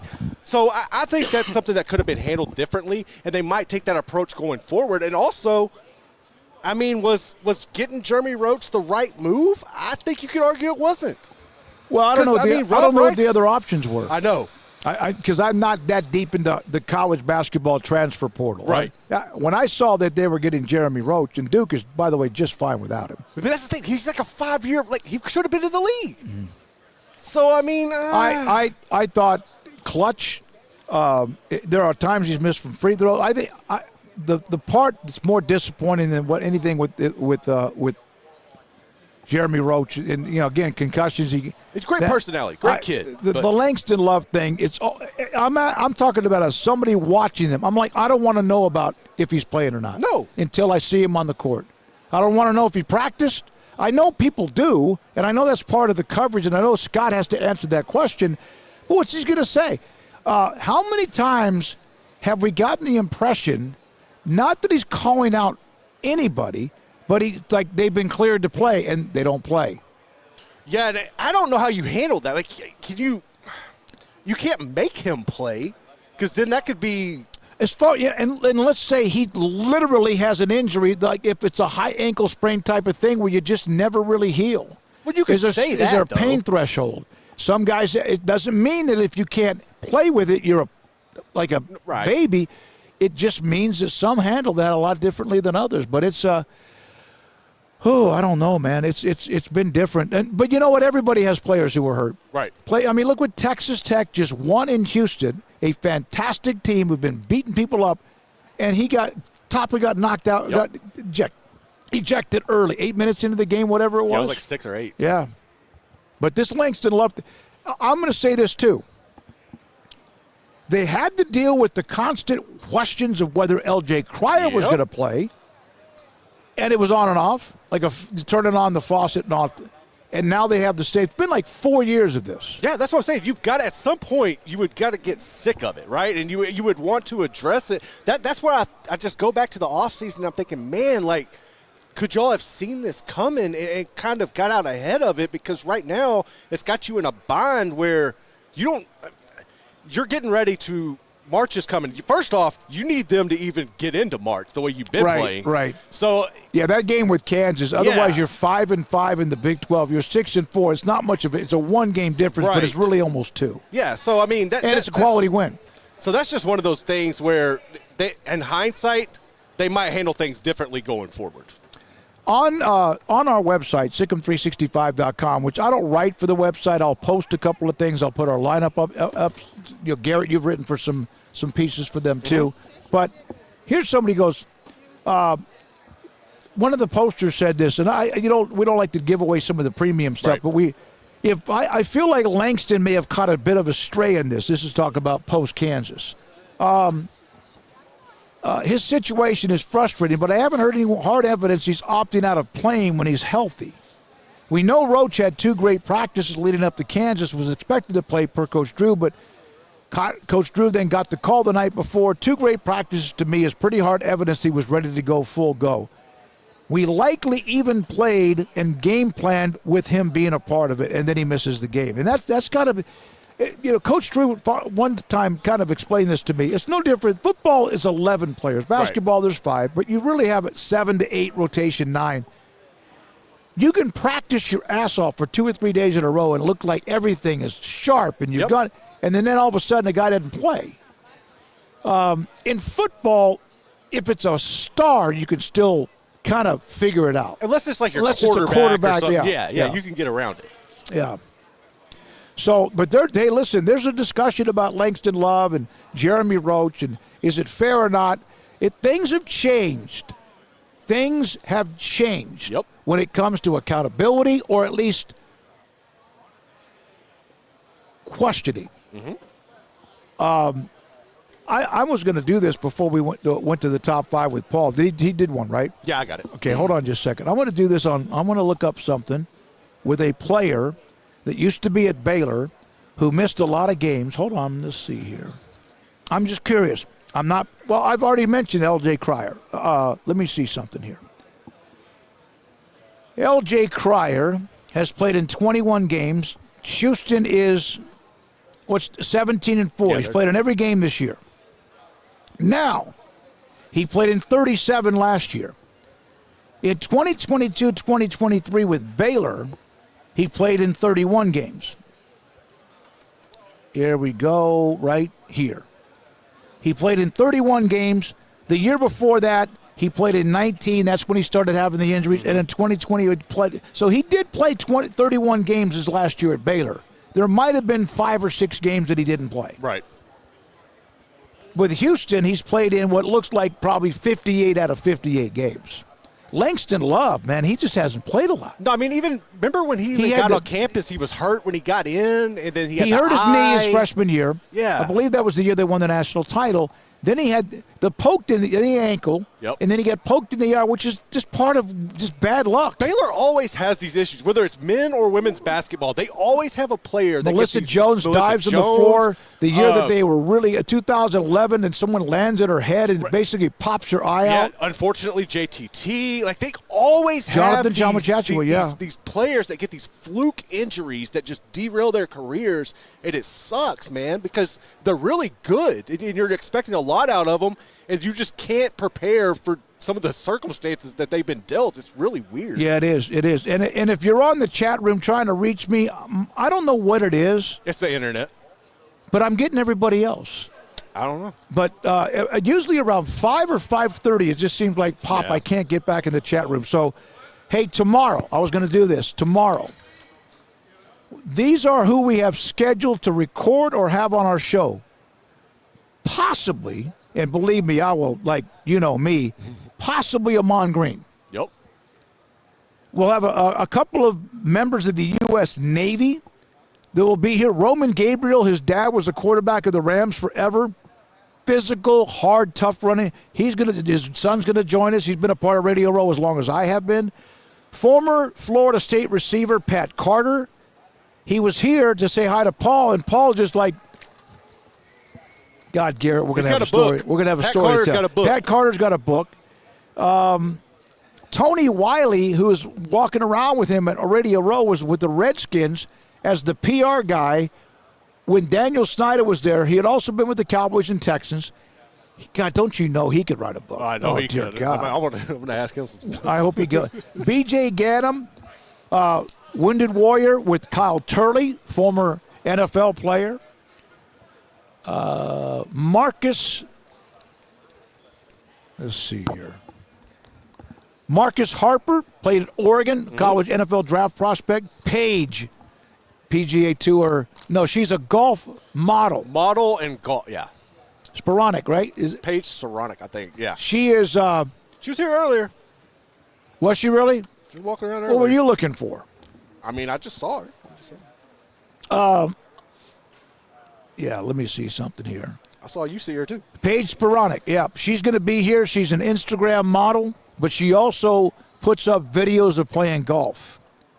Jalen Ford, former Texas linebacker. There's a good chance we get him. Former Tennessee and Houston Oilers linebacker Al Smith, DJ Dozier. We have a clothing designer tomorrow, Radio Row, Andre Julius. Where was it? I think Sam Kahn might pop in as a guest. And then also broadcaster Chris Myers. Thursday, possibility. I know we got to go. Thurman Thomas, Darren Woodson, banger, both of them. Dylan Stewart actually might be Thursday. Marcus Harper is the one we have tomorrow, NFL draft prospect. Dylan Stewart is a draft prospect, 10:30. Miles Killebrew played with the Bengals. Jermichael Finley played at Texas. His son is a hell of a player at Diboll High School. And then also Dante Hall, formerly of A&M, NFL analyst Brian Baldinger, and then a few others. That's on Thursday. A lot to get to. Paul Catalina at his top 5. Check out my go-to polo from Flag and Anthem. It's everything you want in a golf polo, but you can wear it at a dinner, to a barbecue, whatever your plans are. It's extremely soft, super comfortable. Check it out, flagandanthem.com. If your business is like most, you need things done quickly.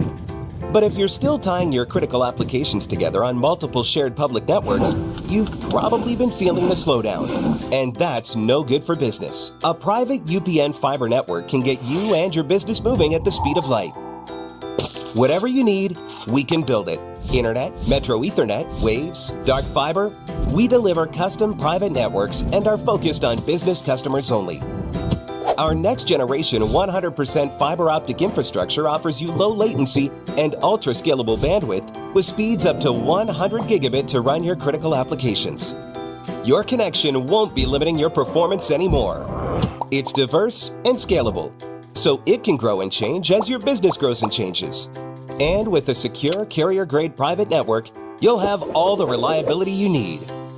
Contact UPN today to learn more. Fast just got faster.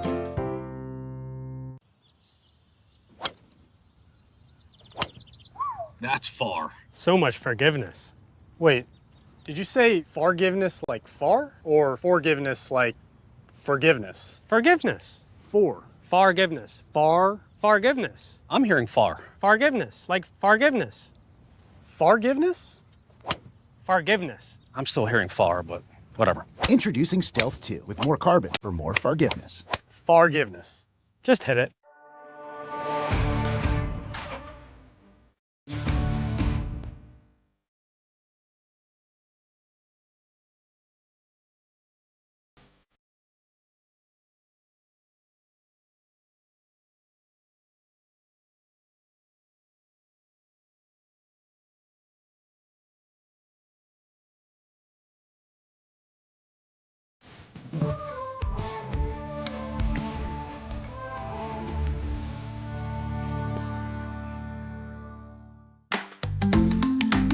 Get ready for epic savings at Best Buy. Right now, you can save up to $700 on select Alienware and Dell gaming products. Perfect for leveling up your gaming experience. Plus, grab the latest Android Google Pixel at an unbeatable price. Don't miss these incredible deals. Shop now at bestbuy.com and upgrade your tech today.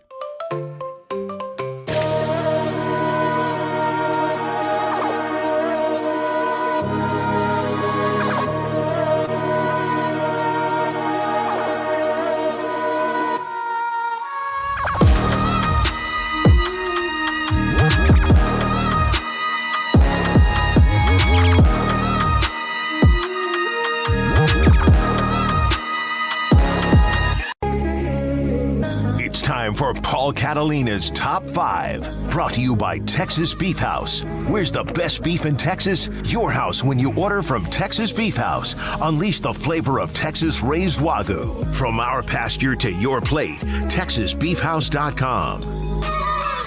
Welcome into Paul Catalina's Top 5. Now we're going wide receivers, quarterback, running back, wide receivers, all on the list. And we've had a great time in New Orleans, even though that hasn't happened yet. Or has it? What do you know? I don't know. If you've not watched this before, you know if I'm taping this beforehand or I'm teleporting back and forth. That's going to be your big thing. Is Paul a teleporter? He said on Friday that he wasn't. But wouldn't a teleporter just tell you he's not a teleporter so you don't know how to teleport? That's all I'm saying. That's all I'm saying. Number 5, Emeka Egbuka from Ohio State. Overshadowed by his freshman superstar counterpart, Jeremiah Smith, and overshadowed by a bunch of other great wide receivers over his career at Ohio State. All he did was become the all-time leading receptions leader in Buckeye history. This guy is a chain mover. He's a special player. And while he's not maybe long on the flash that some of the other guys like Marvin Harrison Jr., Jackson Smith and Jigba, Chris Olave, and so on. He is absolutely right there when it comes to measurable speed, strength, catch radius, all these things. Put Emeka Egbuka on your roster, and again, thank me later. You don't really have to thank me, but if you do, I would really like someone just to say, Paul, I saw your top 5. An NFL front office person. Paul, I saw your top 5. Thank you. I wasn't even thinking about that. Just one time. It would make my life. Number 4, Xavier Restrepo from Miami. The perfect slot receiver.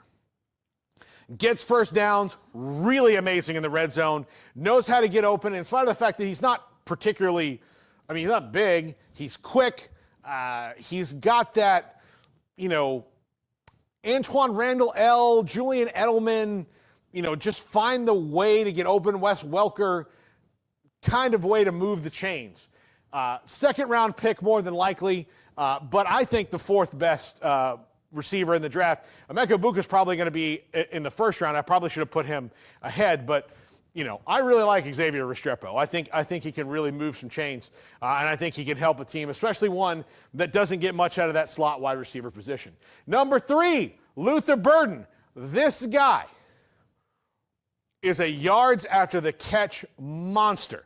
And whether you throw it to him deep, you throw it to him short, he's getting more yards after that point, wherever he is on the field.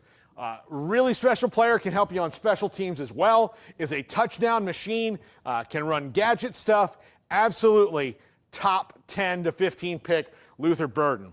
Another top 10 pick, number 2, Teneroa McMillan from Arizona. 6'5", 210, can jump and catch everything, fantastic speed, hi Mr. Miyagi, all of that. This is your prototypical stud NFL wide receiver, and the Arizona Wildcats are going to miss him terribly when he's gone. Well, now that he is gone into the NFL. But Teneroa McMillan, top 10 pick, absolute top 10 pick, will probably be, he or Luther Burden will be probably the 2nd wide receiver off the board after this guy. Travis Hunter, who might make my list as one of the best cornerbacks available as well. He is a special athlete. John McClain said, maybe not a generational wide receiver, maybe not a generational quarterback, a generational athlete. Whoever gets him at wide receiver is getting a player who can score touchdowns. And that's what's the most important thing. He is a playmaker. He is the best playmaker in this draft. He is the best wide receiver in this draft, and he's probably the 1st to 3rd best overall cornerback. Where he winds up in the NFL, I don't know. Whoever drafts him just needs to let him be Travis Hunter. Don't try to pigeonhole him in anything. Let him be Travis Hunter and find out what that means. If it's wide receiver, if it's cornerback, if it's a little of both, if it's a package, I don't know. But Travis Hunter is someone you need to get on your roster and put the ball in his hands. I don't know how. I don't know what that all means. But I think he proved it this year. He's a dude who can play 100 snaps a game. That's ridiculous. Ridiculous. He gets like 3 sips of water a day, and he's fine. You want that guy on your team. That's going to do it for this episode of the Top 5, and that's going to do it for the Tuesday episode from Super Bowl Radio Row in New Orleans. Tonight will be the media party, and I promise you, you will see me a little bit haggard tomorrow. I'm going to warn you.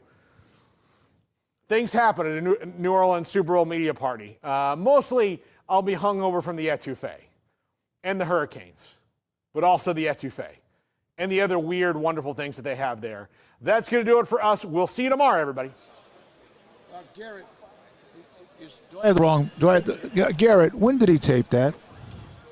Would have been, when we do that, Friday? In the studio before we left for New Orleans. Yeah. I want to have that little clip available. I we figured. might need to play that back tomorrow. I figured. And again, we can't tell the entire story. A little foreshadowing from Friday that we did not see. Did not see that. And it wasn't etouffee. I don't know if he's going to the media party. He can't miss it, but that will be interesting. He may not be there long. We'll find out. And the last time I remember going to the media party in New Orleans, it was, so we're in this massive convention. It just goes and goes. It's right along the Mississippi River. And then there's an area at the very end of it, because I've run this before, and there's is an area where they store all of the Mardi Gras floats. Right. Massive warehouse, and that's where one of the media parties was. That's where it's tonight. Is it really? Yeah, it's at right here. It is the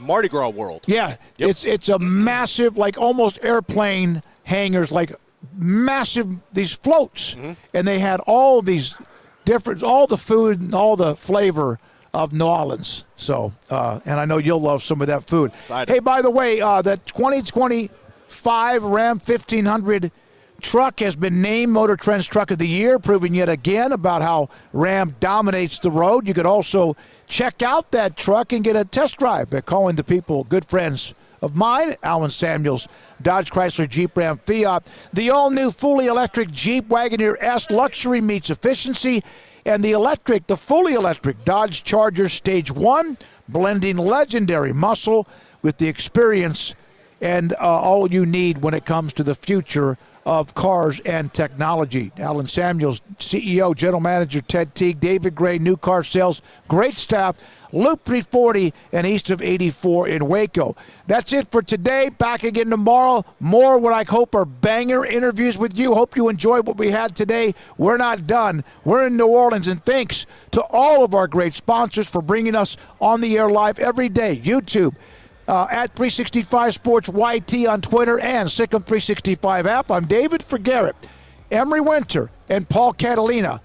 Good night from New Orleans, Louisiana.